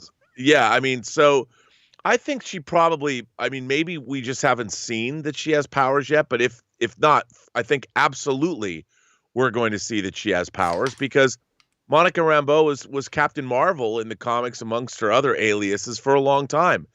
And I think it would be pretty neat in Captain Marvel 2 to watch her fighting alongside Carol Danvers in some way, shape, or form. So you do believe she's going to manifest superpowers in WandaVision in the next 3 episodes? I think so. All right. That's certainly, let's see if that turns out. So. Might see that in 34 and a half hours. We may see that in 34 and a half hours. All right. Next up, Manny writes. Sorry, that was Manny. All right, next up. Bill Hauser writes, in Far From Home, Fury/Talos gives excuses on the whereabouts of Avengers. Peter's young and inexperienced, yet they really want his help. Post-credits, Talos tells Fury he doesn't know what to tell people about where the Avengers are. What did Wanda do? I'm not sure I understand the question at all. Let me try this again. Far From Home, Fury Talos gives excuses on the whereabouts of the Avengers, off-world.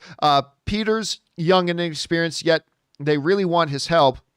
Post-credits, Talos tells Fury he doesn't know what to tell people about where the Avengers are. What did Wanda do? I don't recall him saying he doesn't know what to tell people about the Avengers. I don't remember that.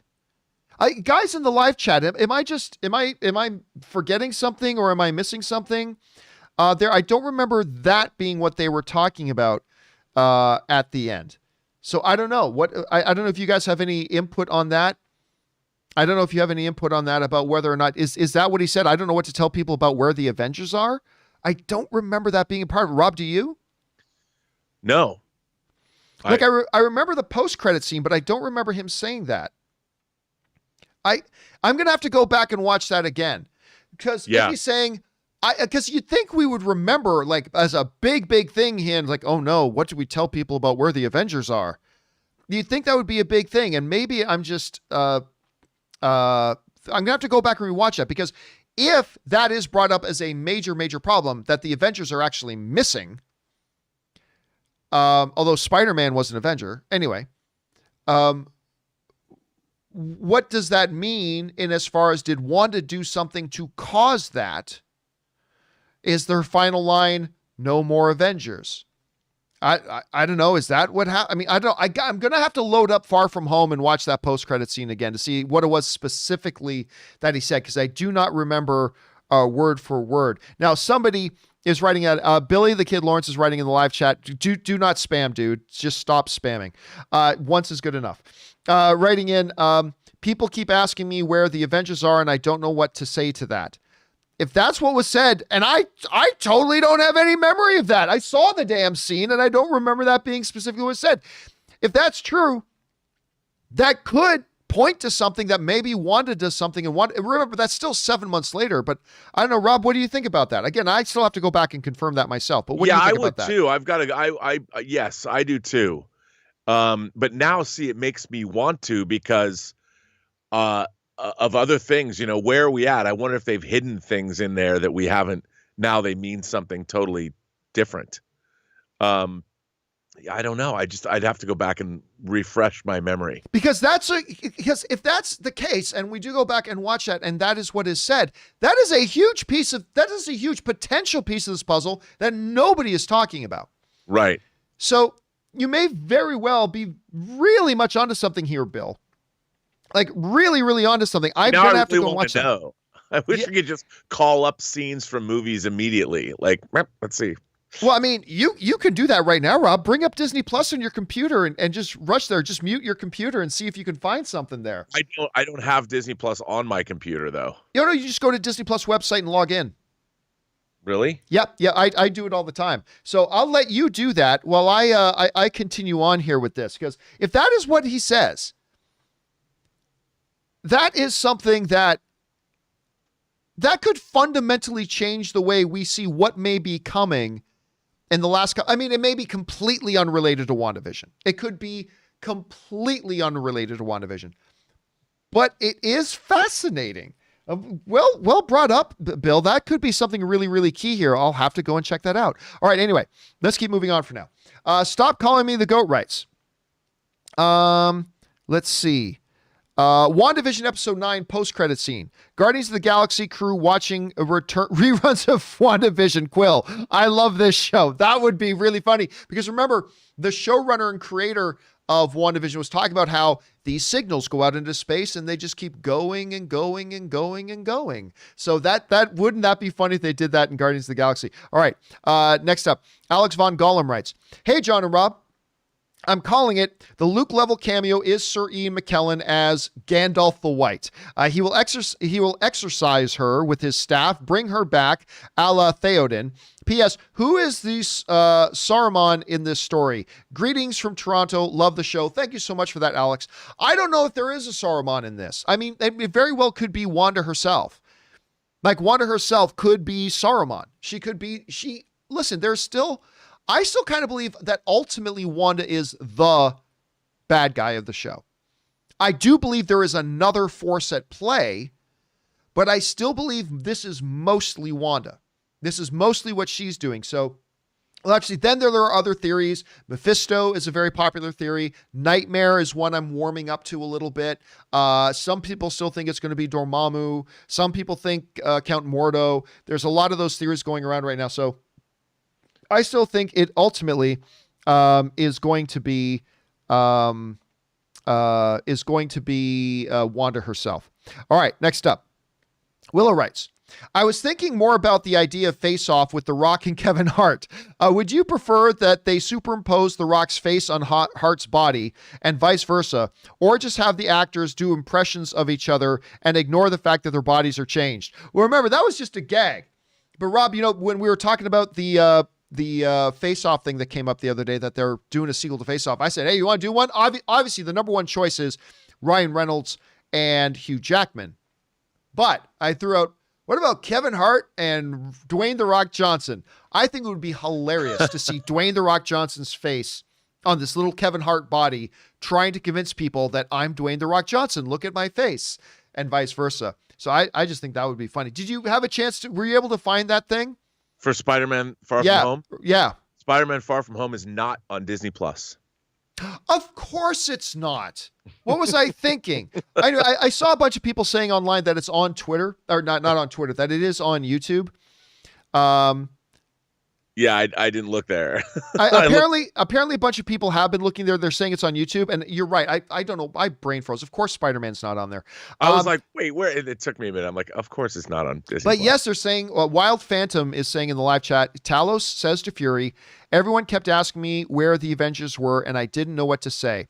Only because he doesn't have the knowledge as he's not with him. It's not a thing at all. I mean, maybe it's not a thing, or maybe it's something. We'll find out.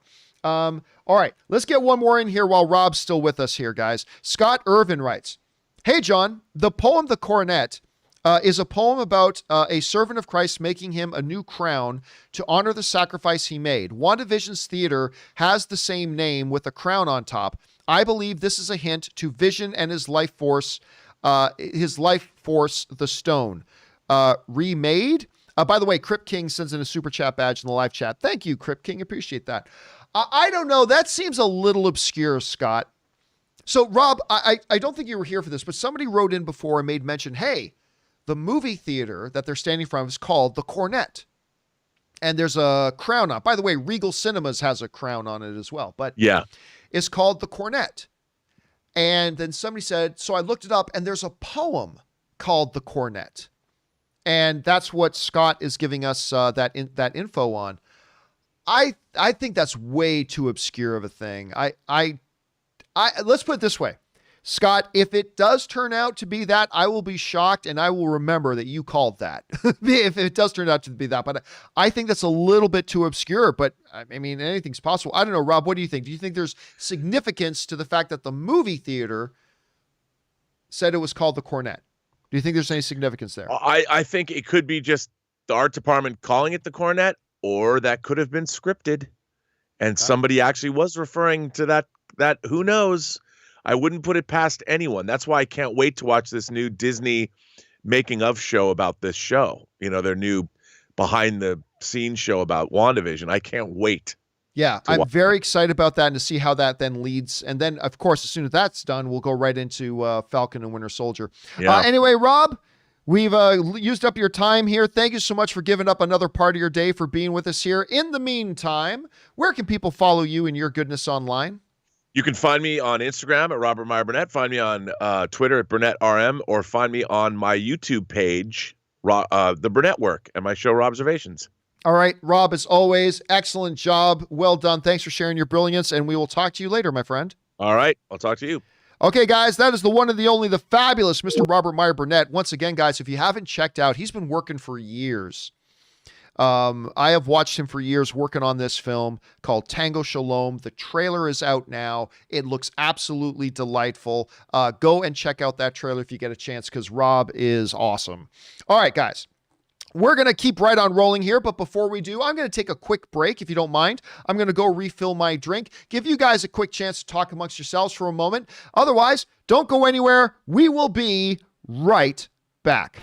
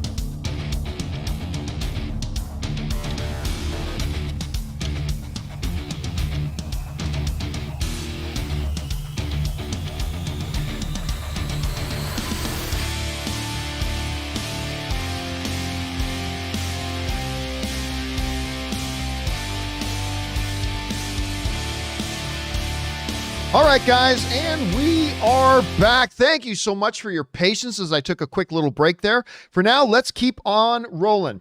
Next up, if I've got this right, that was Scott.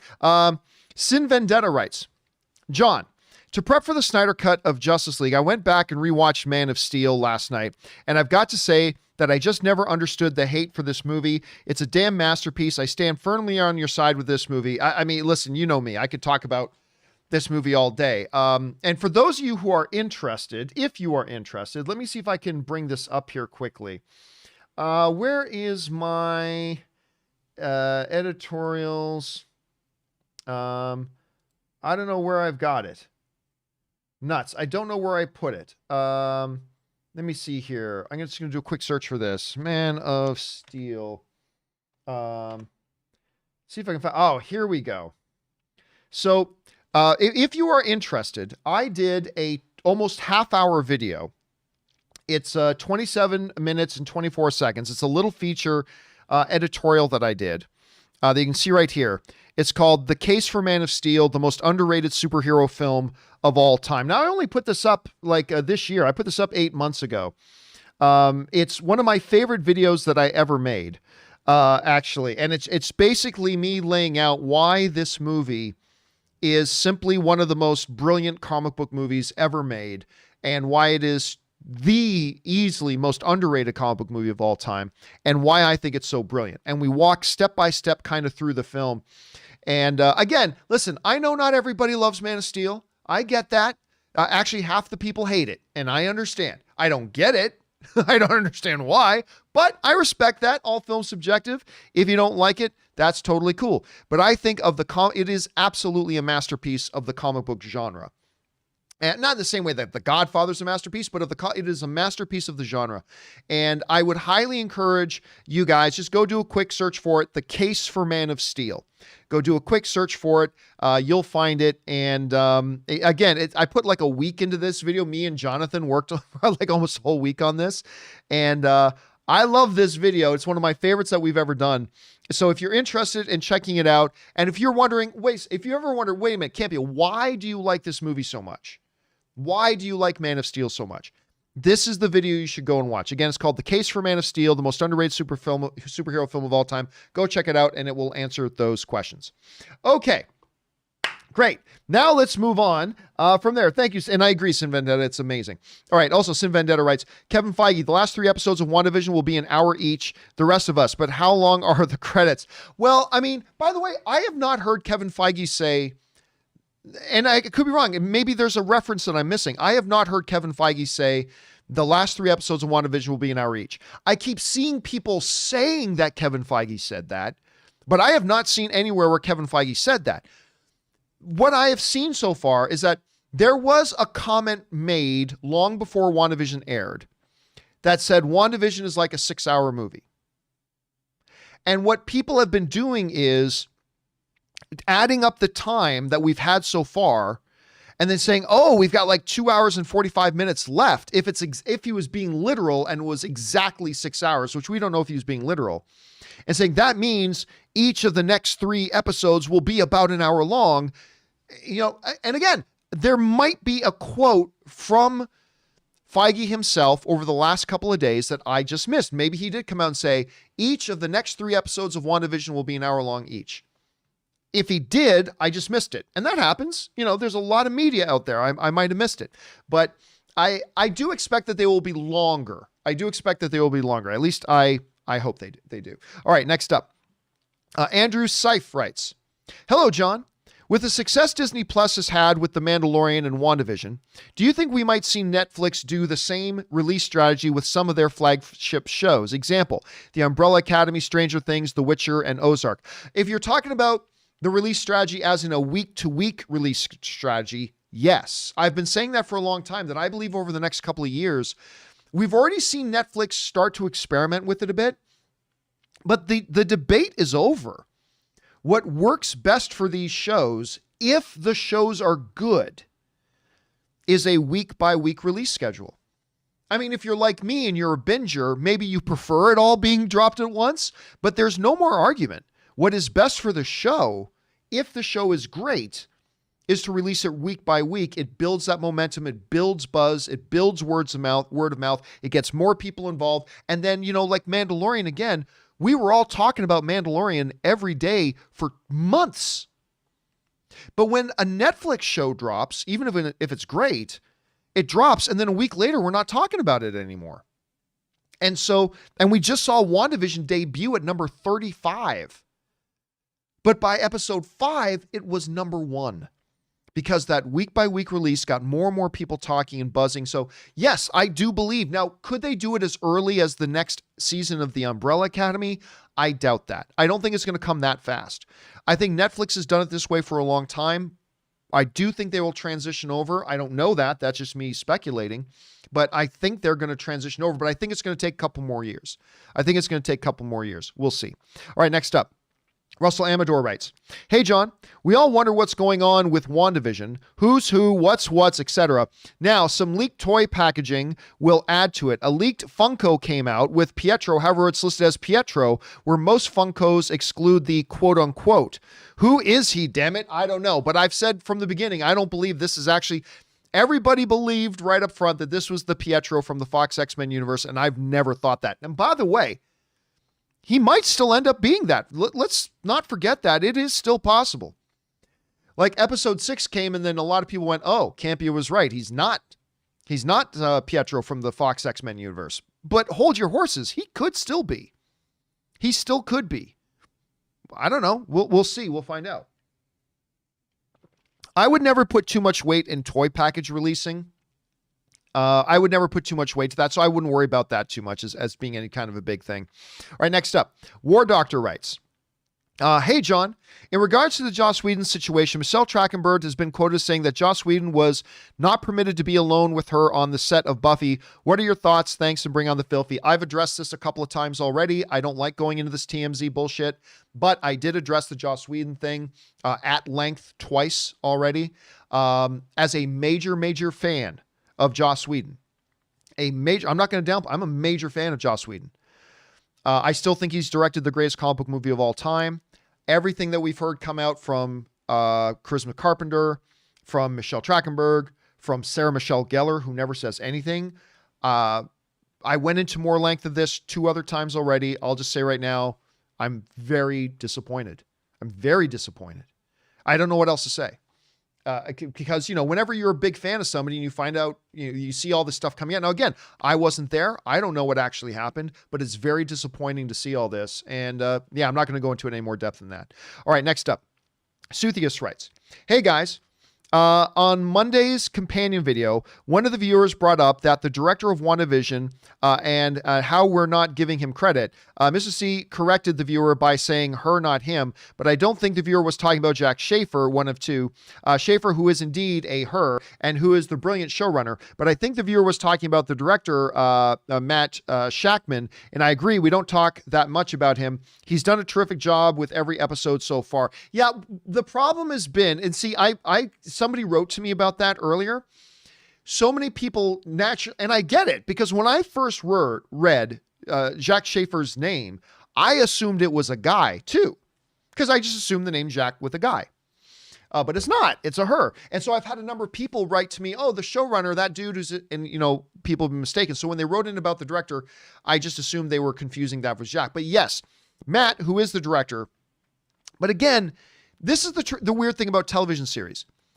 Television series and movies are different in the sense that in a movie, the director is the buck stops here, makes all the key decisions person. That's not what the director does in TV. The showrunner is the buck stops here, makes all the major decisions person. And then the role of director becomes more of a shepherd.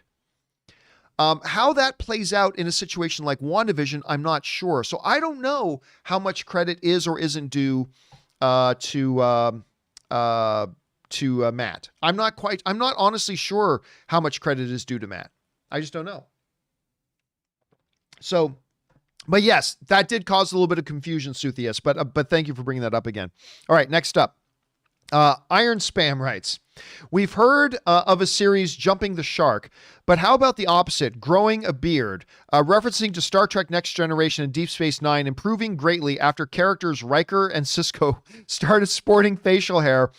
This should become a saying for all fandoms. Well, I mean, the difference is this, though, is that the term jump the shark is a note about something very bad in a show that then came synonymous with a bad turning point.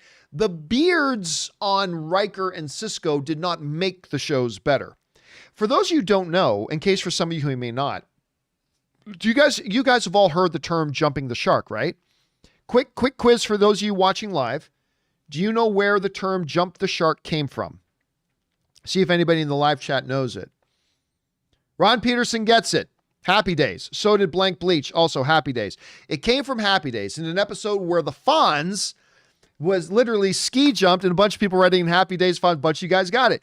He ski jumped over a shark. It was ridiculous and terrible. And from that point on, the show was just considered kind of bad. And this phrase came along that became associated with a show going bad as jumping the shark. That show jumped the shark this week or something like that, right? So I don't know if growing the beard would be applicable because growing the beard didn't make the shows better, but him jumping the shark was a terrible episode. That kind of, yeah. Anyway, thanks for bringing that up, Iron Spam. All right, next up, Abel Leon writes, "Hey John, hope you are having a great day. I am so far, Abel. Thank you.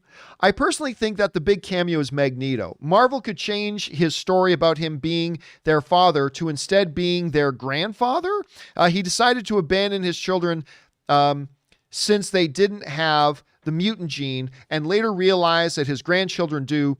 Also, was it only me, but wasn't this the first commercial where the so-called parents are usually in it? I'm starting to believe that they have a bigger role than we think. Yay. Also, yay for the Bucks. I mean, there's a whole bunch in there, Abel. Quickly. Yes, it is interesting. This was the first commercial without the two people that I think are Wanda's parents. But I don't know that they're Wanda's parents. So I've always just kind of guessed that. The thing with Magneto is this. Remember, I did a video about the 5 biggest potential people that could be the big cameo. And I listed Magneto as one of them. I said Magneto or Charles. I put Charles or Magneto kind of equal. Of course, the big problem with that is this. There's never been any mention of mutants. There's nothing to indicate that mutants have been in the world. It'd be very difficult for them to hide that, and I don't think they're getting ready to bring in X-Men characters into this show. I just don't think they're ready to bring in mutants. I don't think they're ready to bring in X-Men. I don't think Kevin Feige's planning on it. Well, then, John, why did you list Magneto as a potential? Because it is a potential. I mean, it's a totally contradictory train of thought, yes. But, I try to think about what would a cameo have to be in order just to shake the world? Captain Marvel showing up, an existing and ongoing character in the MCU already showing up, that shakes the world? I don't think so. Doctor Strange showing up, I mean, cool, but he's an existing ongoing character in the MCU already. Him showing up in the MCU is not that big of a deal.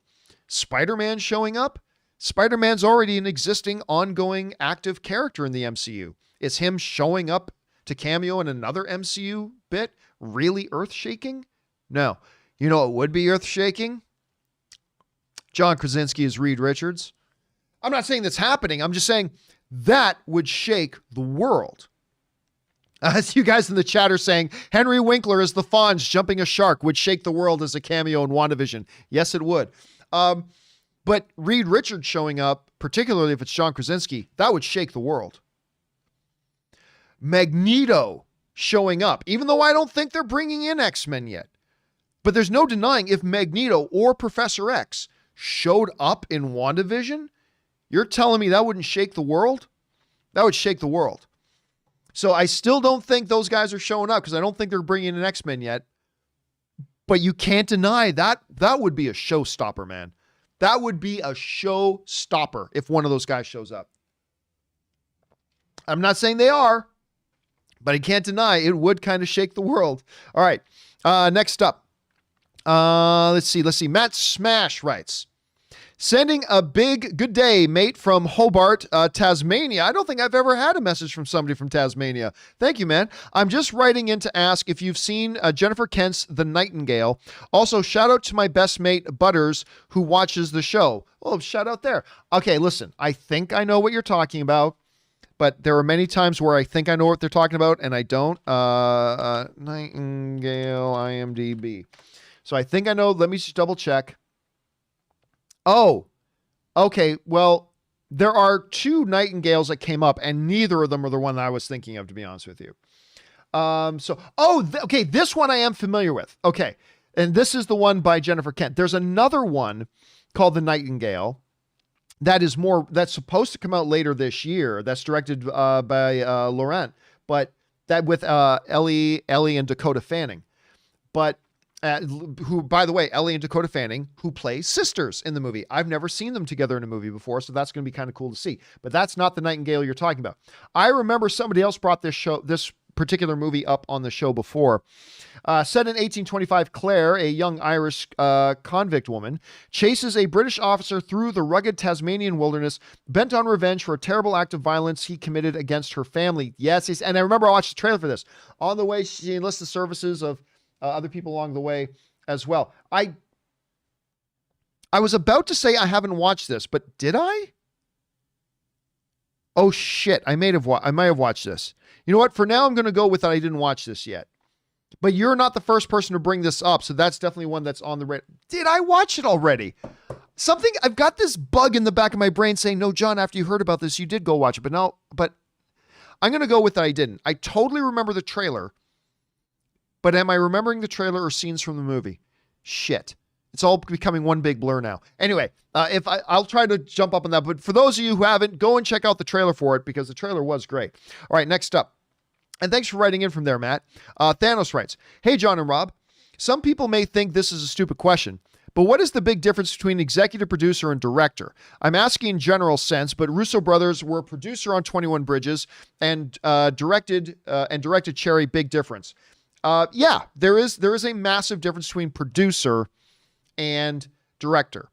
First of all, and look, the best thing for you to do is to Google this, but just in general, first of all, there are a million different definitions for producer. There's producer, associate producer, executive producer, assistant producer, all these types of things.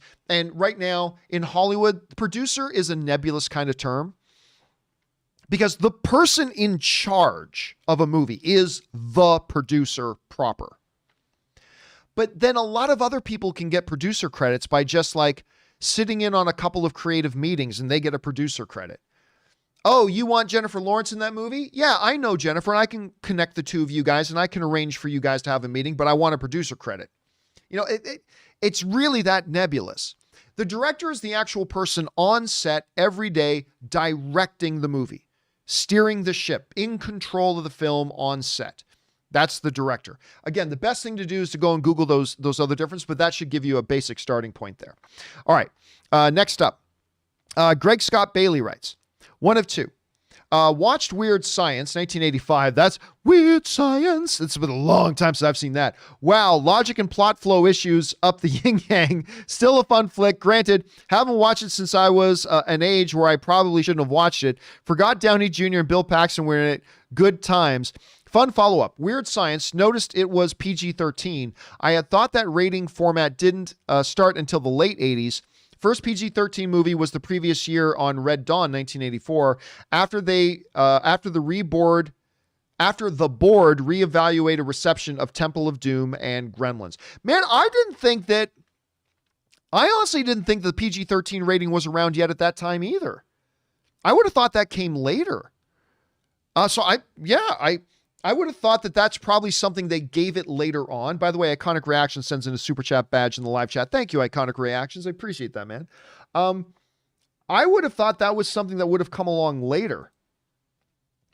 I wouldn't have thought, I wouldn't have pieced that together, that that's something that was done at the time. So very interesting. You know, man, now you're taking me back with that Weird Science, man. Weird Science. Now I'm going to have to go, because it's like you, Greg, that's been a long time. It's been a long time since I saw that movie. Now I'm going to have to go back and watch it at some point. Thanks for putting that on my head. Now I'm not going to be able to get it out of there. Thanks for that, Greg. All right, Kirky Novak writes, I hope for reasons no other than my own amusement that the cameo is a big-name character but from an older Marvel film. Just imagine the conclusion if Eric Bana, Julian McMahon, who is Dr. Doom, of course, and Kelsey Grammer, who's Beast, reprise their roles, or Alex Hyde White, the original Mr. Fantastic. Well, don't laugh. There is, however unlikely, there is a chance, despite me saying Feige's not going to bring in X-Men, there's a chance that maybe Beast, I mean, when you're thinking about who could be like considered an aerospace engineer, well, who designed and built the Blackbird? Beast. So maybe there's a chance that Kelsey Grammer as Beast shows up to meet Monica and Jimmy as we get into WandaVision episode 7. Again, I don't think it will be, but I mean, that's a possibility. But man, that Eric Bana one, trying to forget that. You know, I didn't hate that first Hulk movie. I liked it less the more I watched it. The one with the Hulk dogs and Nick Nolte, Phantom Nick Nolte. I much prefer the other Hulk film with Ed Norton. But whatever happened to Eric Bana? He's a hell of an actor. He should be in more stuff. Anyway, all right, next up. An anonymous on purpose writes, stop the press, John. I got it. I know who the engineer is. Drumroll, please. Jake Gyllenhaal as Quentin Black. I don't know how they met or why or who he is helping, but it would blow some heads for sure.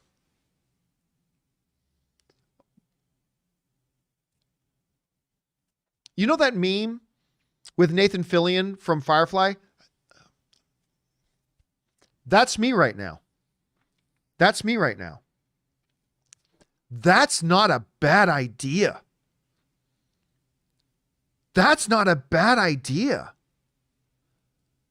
Because remember this, right? Let me just bring this up here for a second. Spider-Man Far From... Let me just bring this up here quick. Why can't I find it? There it is. Because remember this, and this is a part we always forget about. Spider-Man Far From Home does take place 7 months after the events of WandaVision, right? So right now, Jake Gyllenhaal's Quentin Black is out there in the world. Spider-Man Far From Home hasn't happened yet. Dear heavens, I like that theory. I like this theory. Now, but I'm trying to remember, is he an aerospace engineer? I can't remember. I can't remember. What did they say? By the way, Jake Gyllenhaal, Mysterio, Quentin Black, that's the guy. I can't remember what they said specifically he did. I mean, he was a great manipulator, but was he like an engineer? I can't remember if they said he was an engineer or not. I honestly can't remember. Some people are saying he's an optics guy. Was he an optics guy, or did he just have somebody else who was an optics guy that was working for him? I can't remember that. They're saying, no, he invented, that's the thing. It's somebody saying he invented hologram stuff. Did he invent hologram stuff, or did he have one of his team do the hologram stuff? I can't remember. Dear heavens. Did I say Quentin Black? Sorry, Beck, sorry. Okay, look, I can't remember if they said he was actually an engineer or not, but if he is, I got to tell you, I like this theory. It's a really, because listen, if he shows up, it's not Magneto showing up big. It's not, John Krasinski showing up as Mr. Fantastic big, but that would be big and would catch a lot of people by surprise. I'll tell you what, man, That's a neat theory. I like that one. We'll see what happens. By the way, Luke Jings writes in a super chat badge in the live chat. There. Thank you, Luke. Appreciate that, dude. Let's keep an eye on that because I love that theory. I don't know if it's valid or not, but I love the theory. All right, next up. Alex writes, "Hey, John, do you think it's entirely possible that Wanda is bipolar or has a split personality disorder and this her going through a manic episode? Also, maybe Scarlet Witch is her alter personality, just a theory." Yeah, I've gotten that, Alex, from about 50 people. So you're not alone. You're in good company. You're not alone in this. Don't think you're crazy. Because I've had like 50 people write this theory to me. It's a good theory. The thing is, when I watch the show and we watch Wanda, I don't sense split personality. Like, that can't mean there can't be other mental health issues. She's clearly very broken. But I don't think this is a my own worst enemy kind of scenario. I don't think this is dual battling personalities. I don't think this is, James McAvoy and Split kind of thing, I think no, she's just broken. I think she's emotionally devastated and broken. I don't know that she's struggling with a classifiable mental illness at this point. But like I said, Alex, you're not alone. There's a lot of people smarter than me that think that maybe that is coming into play here. So let's keep an eye on it. We'll wait and see. Next up, Alpha Udrago writes, "Theory. Fake Pietro is actually Doctor Strange disguised inside the Hex to figure out what is going on from Wanda and stop it / her, hence the questioning. Plus, Cumberbatch might have been who Bettany was referring to, and they have to unite to stop Wanda. Thoughts?" Here's the big problem with that theory. If Doctor Strange was going to enter, if he sensed that this was a threat to the realm, why would he go into the Hex and not take on the appearance of Aaron Taylor Johnson? Why would he appear to her as somebody she doesn't initially recognize?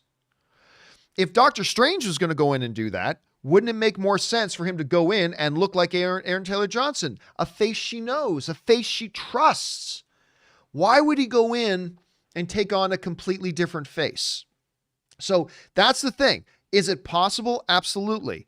But again, I just struggle with, well, then what was the point of appearing as Evan Peters' face instead of Aaron Taylor Johnson's face? If we can give an explanation for that, it becomes a theory that I might buy into a little bit more. And maybe episode 7 will do that.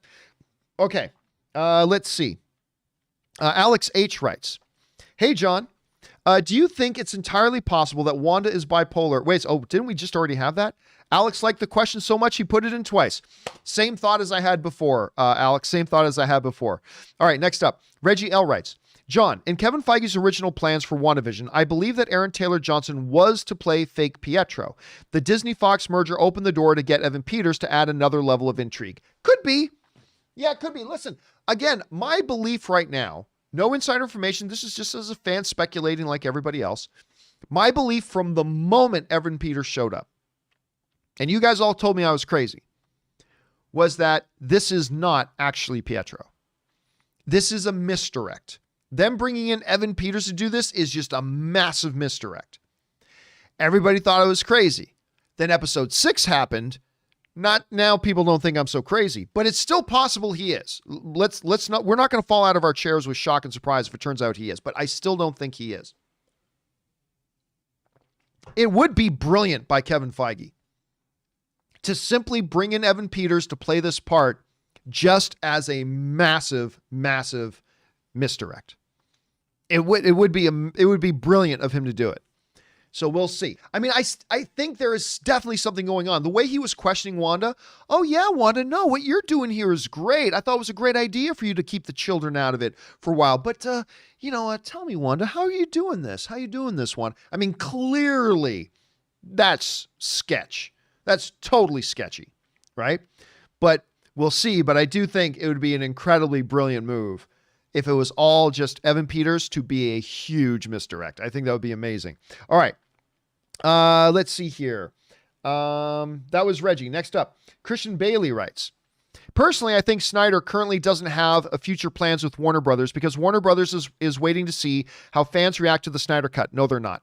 The future of the Snyderverse hinges on the success of this film. No, it doesn't. Ben Affleck Batman films, Cavill Superman films. No, I don't think any of that's true either. Look, Walter Hamada, who is in charge of the DC on-screen universe, Walter Hamada's already stated this isn't going anywhere. This is a cul-de-sac, is the phrase he used. This is a one-time thing. It's going to be fun. It's going to be great, whatever, but it's a one-time thing, and then we move on. Zack Snyder himself has said he has no play. He's not making anything more with Warner Brothers and DC. The fact of the matter is, the majority of the execs at Warner Brothers don't like Zack Snyder's take on the DC universe, which you and I can agree or disagree with all we want, but that's a fact. That's how the Warner Brothers feel about it. So no, they're not just waiting around to see how this Justice League does. They already know how it's going to do.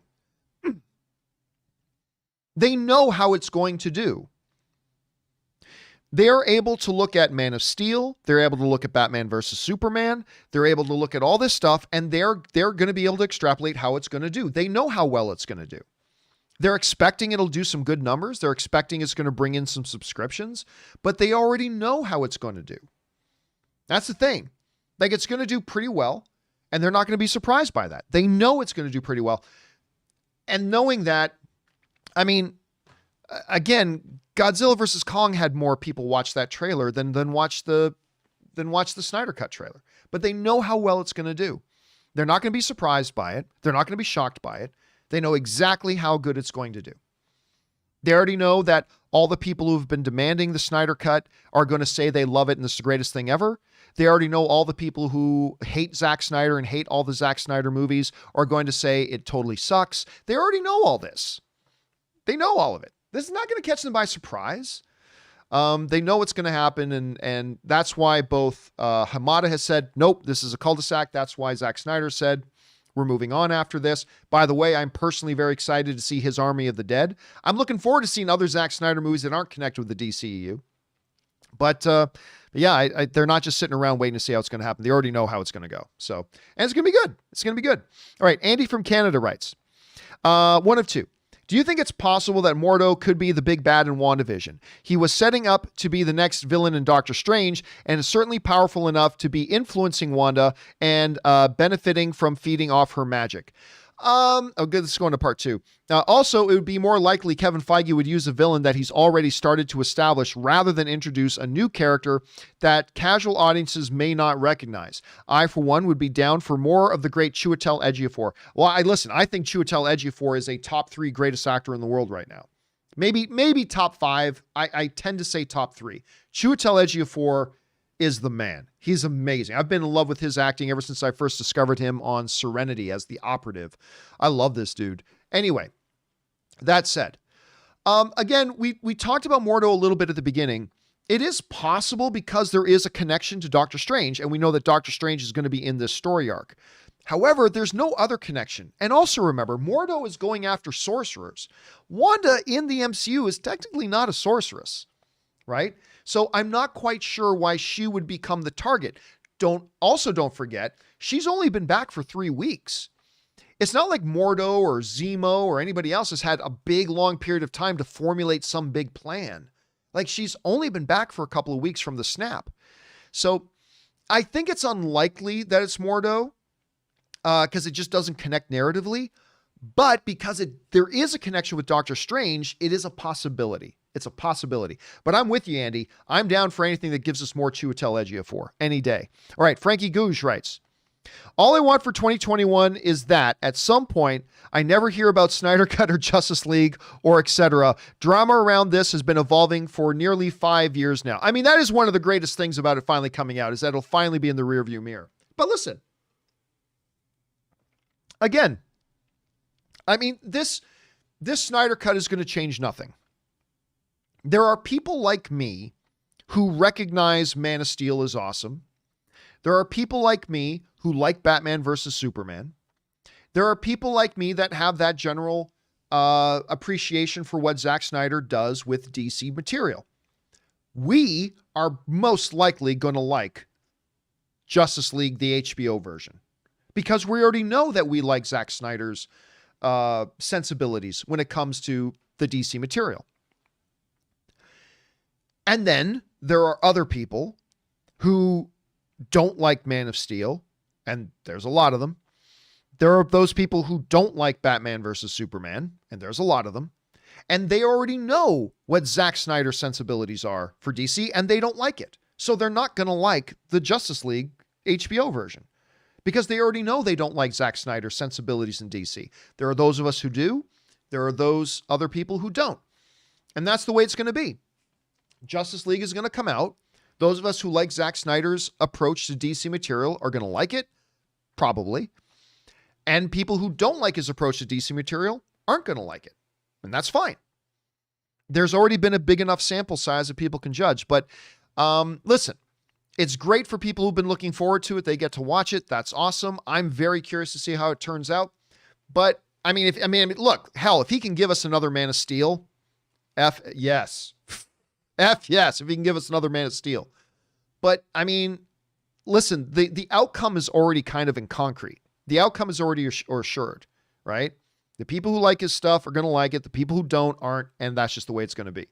So other than that, I don't know if there's going to be any surprises. All right, Shane Bennis writes, John, somebody's saying I missed a question. Hold on, Andy from Canada. Oh, damn, you blew it up. I missed one. Okay, sorry. Thank you guys in the live chat. Then I missed that one. Okay, damn, you blew it up, writes. WandaVision has me waking up early on Fridays before work. Haven't obsessed about a mystery series since Lost. Will the series stick the landing? Dude, that's the billion-dollar question. And what weekly series did you obsess over in the past? Greetings from Puerto Rico. Yeah, listen, I am staying up. Now, I've got to get up at like 5 and 6 in the morning. Some days I go until 6, but a lot of days I get up at 5. So staying up on Thursday nights to midnight to watch WandaVision is a big deal. It means I'm getting like 4 hours sleep by the time it's done and I've buzzed a little bit and whatever. I'm getting like 4 hours of sleep those nights. But Ann and I are both staying up to watch WandaVision on Thursday nights. What mystery series had me obsessed like this? Or no, just weekly series. Oh, weekly series? The last one that had me completely obsessed that like my whole life became a countdown clock to the next episode was probably Sons of Anarchy.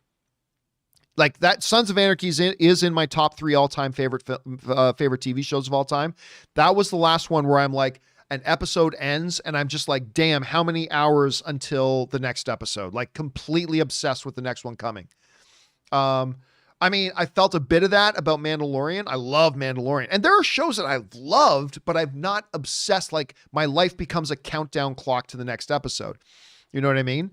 But I think the last one would probably be Sons of Anarchy. All right. Thanks for giving me the heads up on that, guys. Then we had Andy. Next up. Oh, then we did Frankie. Now Shane Bennis writes, John, I'm so excited. My first ever hot toys are finally shipping. Captain America and Iron Man from Endgame. Nice. Those are going to be beautiful. Thor should be coming later this year. I have not bought a hot toy in a long time because I have one of these personalities where if I enjoy something, I tend to do it a lot, right? So I got my first hot toy and I thought I'll just get the one. I'll just indulge the one because I have a ton of pops. I have a ton of Funko Pops because, you know, they're like $10 a shot, $12 a shot. You know, this is no big deal. The hot toys are a little bit more of an investment. You know, you're going anywhere between $250, $350, sometimes a little bit more expensive depending on the figure. So I got one. But the problem is I really liked it. And I like the way it looks on that shelf. And I'm like, ooh.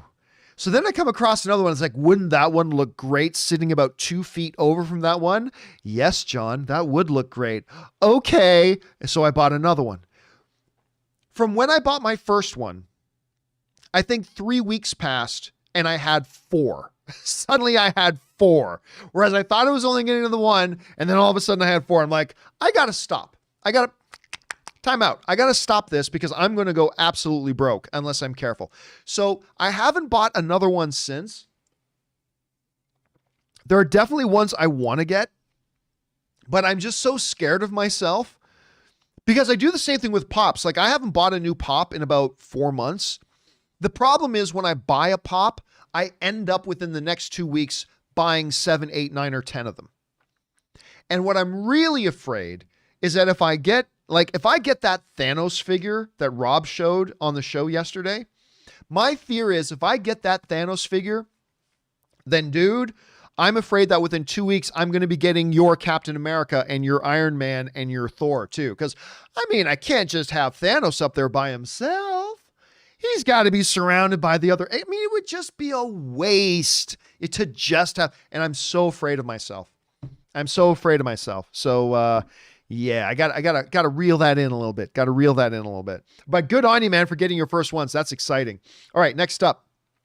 Frankie also writes in, been thinking about your theory that the whole thing is a TV show inside and outside the bubble, mainly because Hayward is cliche and tropish, much the sitcom inside, the outside is typical action TV. So what Frankie's talking about is, I put up on Twitter, and I think I might have mentioned on the show that what if, I'm not saying I believe this, but what if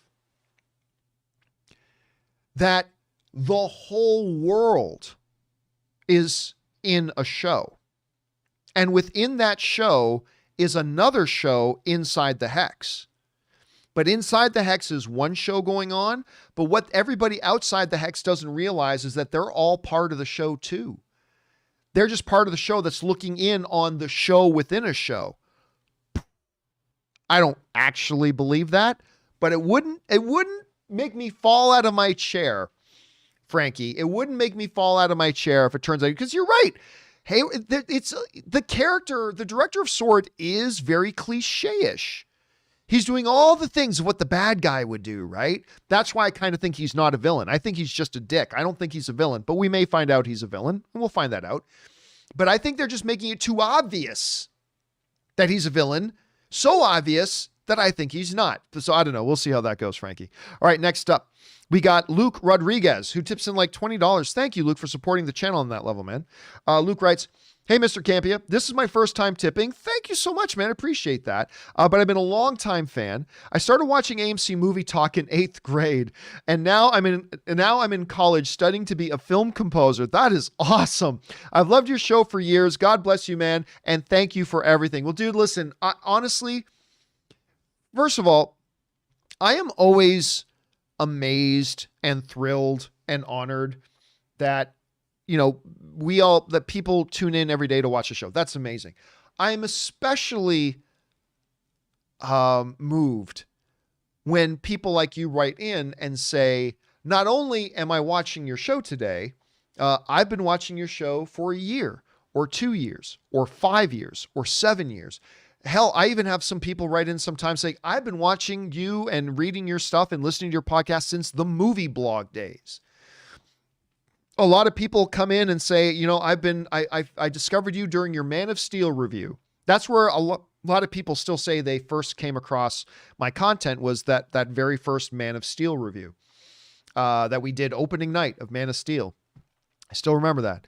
But it is crazy to me. So thank you for that, man. Thank you so much for being along this far into the journey. It's really, really humbling, and I really, really appreciate that, Luke. Thank you so much. And best of luck, dude, with the rest of your studies and getting into being a film composer. That is awesome. That is absolutely awesome.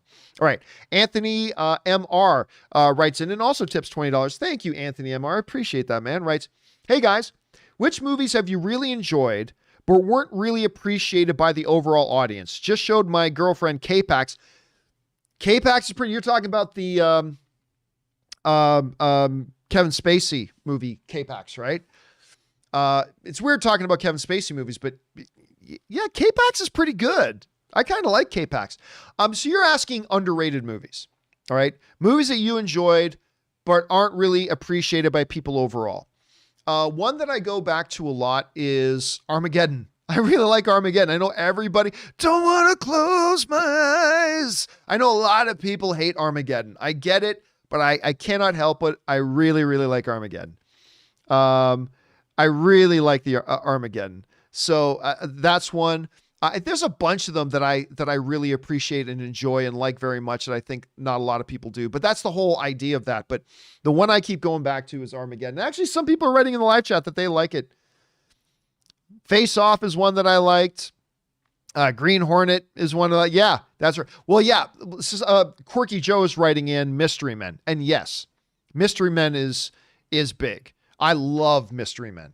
Mystery Men, that's one of my favorite. Actually, the art director, the designer for Mystery Men, I was just on their podcast and she pulled out her original concept sketch for Captain Amazing.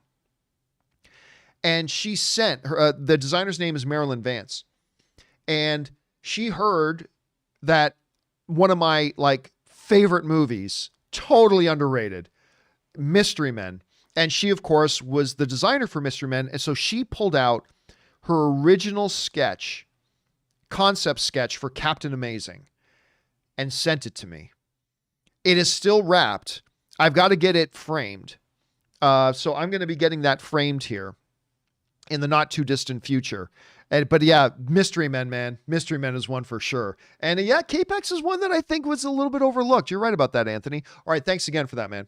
All right, Anthony MR also writes, and for your information, all the Kingdom Hearts games are coming to PC on March 30th. I know you're a PC gamer, so this is your chance to experience wonderful action-packed games with cameos from your favorite characters. You know, I have never played a Kingdom Hearts game. And as a matter of fact, I have been very, very curious about checking out. Maybe you guys can give me some advice here. Let me ask you guys for some advice.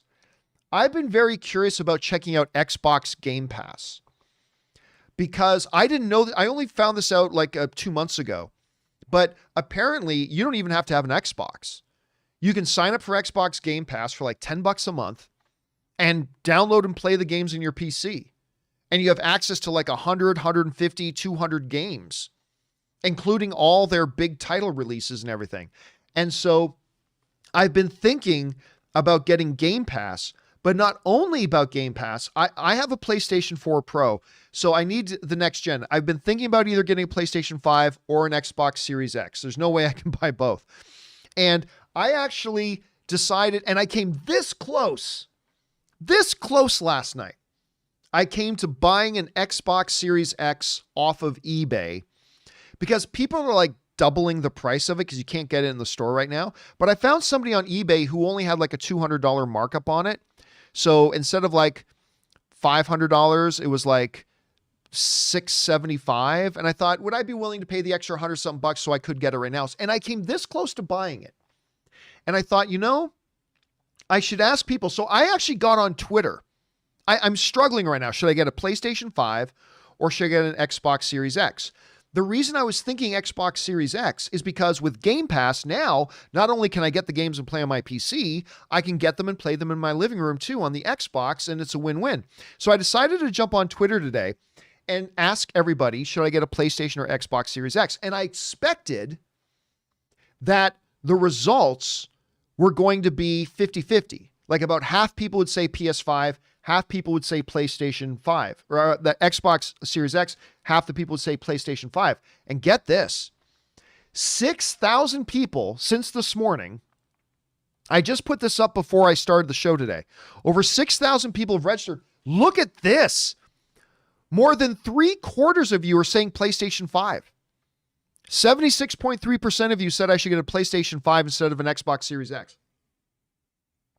I thought for sure. Bill is saying, Ann says 100%. I thought for sure it would be like way closer than that. So now I don't know what to do. Now I'm kind of torn. But I guess I could get a PlayStation 5 and still get Xbox Game Pass for my PC. So maybe that's the best thing for me to do. Get the Xbox Game Pass so I can play games on my PC and then get a PlayStation 5. So yeah, maybe that's what I should do. Yeah. RSU is saying, why not both? Because I'm not made of money. That's why not both. I can't go dropping $1,000 for 2 game consoles. But yeah, maybe what I'll do is get Game Pass for the PC, $10 a month, and then maybe I'll get a PlayStation 5 for out in the living room. But anyway, that's what I'll do. Anyway, guys, to all of you who voted on my poll on my Twitter, thank you so much for your input. I think you just helped me make my decision. So thank you to all of you for doing that. All right. We've already gone overtime, but hell, let's just keep going for a little while longer. All right. Tony W writes, love your show. Thank you so much, Tony. I appreciate that. I love doing the show. Thank you for being here, man. Daryl Best Wadley writes, hey, John, huge fan for years. Thank you so much, Daryl. It's always good seeing your name pop up. I wanted to know if you've had the chance to see Judas and the Black Messiah. Phenomenal film. It moved me, and I'm disappointed that it seems no one is talking about this film. Would love to hear your thoughts on the movie. I was a little bit late to it. Loved it. It was funny because I was in here doing a companion video with Kimberly Curran. If you guys don't know Kimberly, I just started doing my companion videos with Kimberly. I needed a co-host for my companion videos to do the reading, to give me little breaks for my voice. Also, it's really good to have somebody in here to bounce off of. And Kimberly has been great. Kimberly's been a great fan. Sam Wright is saying Kimberly is brilliant. Yeah, she's been wonderful. I love having her on. And it's great. It's amazing. She actually she texted me this morning. And she actually said, where is it? She said that she's so grateful to be on the show, that being on the John Campea Show is a dream come true. Of course, I found Kimberly because I put out a casting call, and I had like 200 to 300 resumes came in. But hers was also, listen, I've been a fan of the John Campea Show for years. This would be my dream gig. She also said that she happens to actually live close to me, so she wouldn't just have to come in over Skype like Rob does. She could actually come into studio, and she's been doing that, and she's been awesome, and she's been great. But anyway, we were doing the companion video, and she was mentioning that her and her parents were just watching Judas and the Black Messiah, and I'm like, yeah, Ann and I were just talking about that. We want to watch it. So sat down and watched it. Brilliant. Performances are brilliant. Story is brilliant. It absolutely lives up to all the hype. And you'll probably hear us talk more about it the next time Kimberly is on. So, because now both of us have seen it, we can talk about it a little bit more. Anyway, thanks a lot for writing that in, Daryl. All right. Next up, we got Sarah the Supernova who writes, hey, John. I was watching Sin City 2 last night and noticed that Josh Brolin's voice is so iconic as Thanos that I couldn't focus on his character. I just kept thinking of Thanos every time he spoke. MCU crossover, perhaps? Yeah, I haven't seen Sin City 2 since watching Infinity War and Endgame. It's been a while. I'm not going to lie. I'm not a fan of Sin City 2. I really like the first Sin City. Very much, I do. But yeah, I am not a fan of Sin City 2. So I don't even remember. But yes, I imagine going back, like even when I was watching Deadpool or Deadpool 2, when you hear him talking, even though he's doing his voice a little bit differently, it's hard not to hear Thanos' voice, right? It's hard not to see Thanos in your head when Josh Brolin is talking again, because, and you know what makes it, here's what makes it even worse, is the fact that, yes, it is Josh Brolin, it's modeled to look like, but really it's not Josh Brolin you're seeing Thanos. I bet you anything, if Josh Brolin was just there on set and Thanos was just a human guy and Brolin just looked like Brolin, I bet we wouldn't have such a hard time drawing a distinction between him when he's in Infinity War and him when he's in other movies.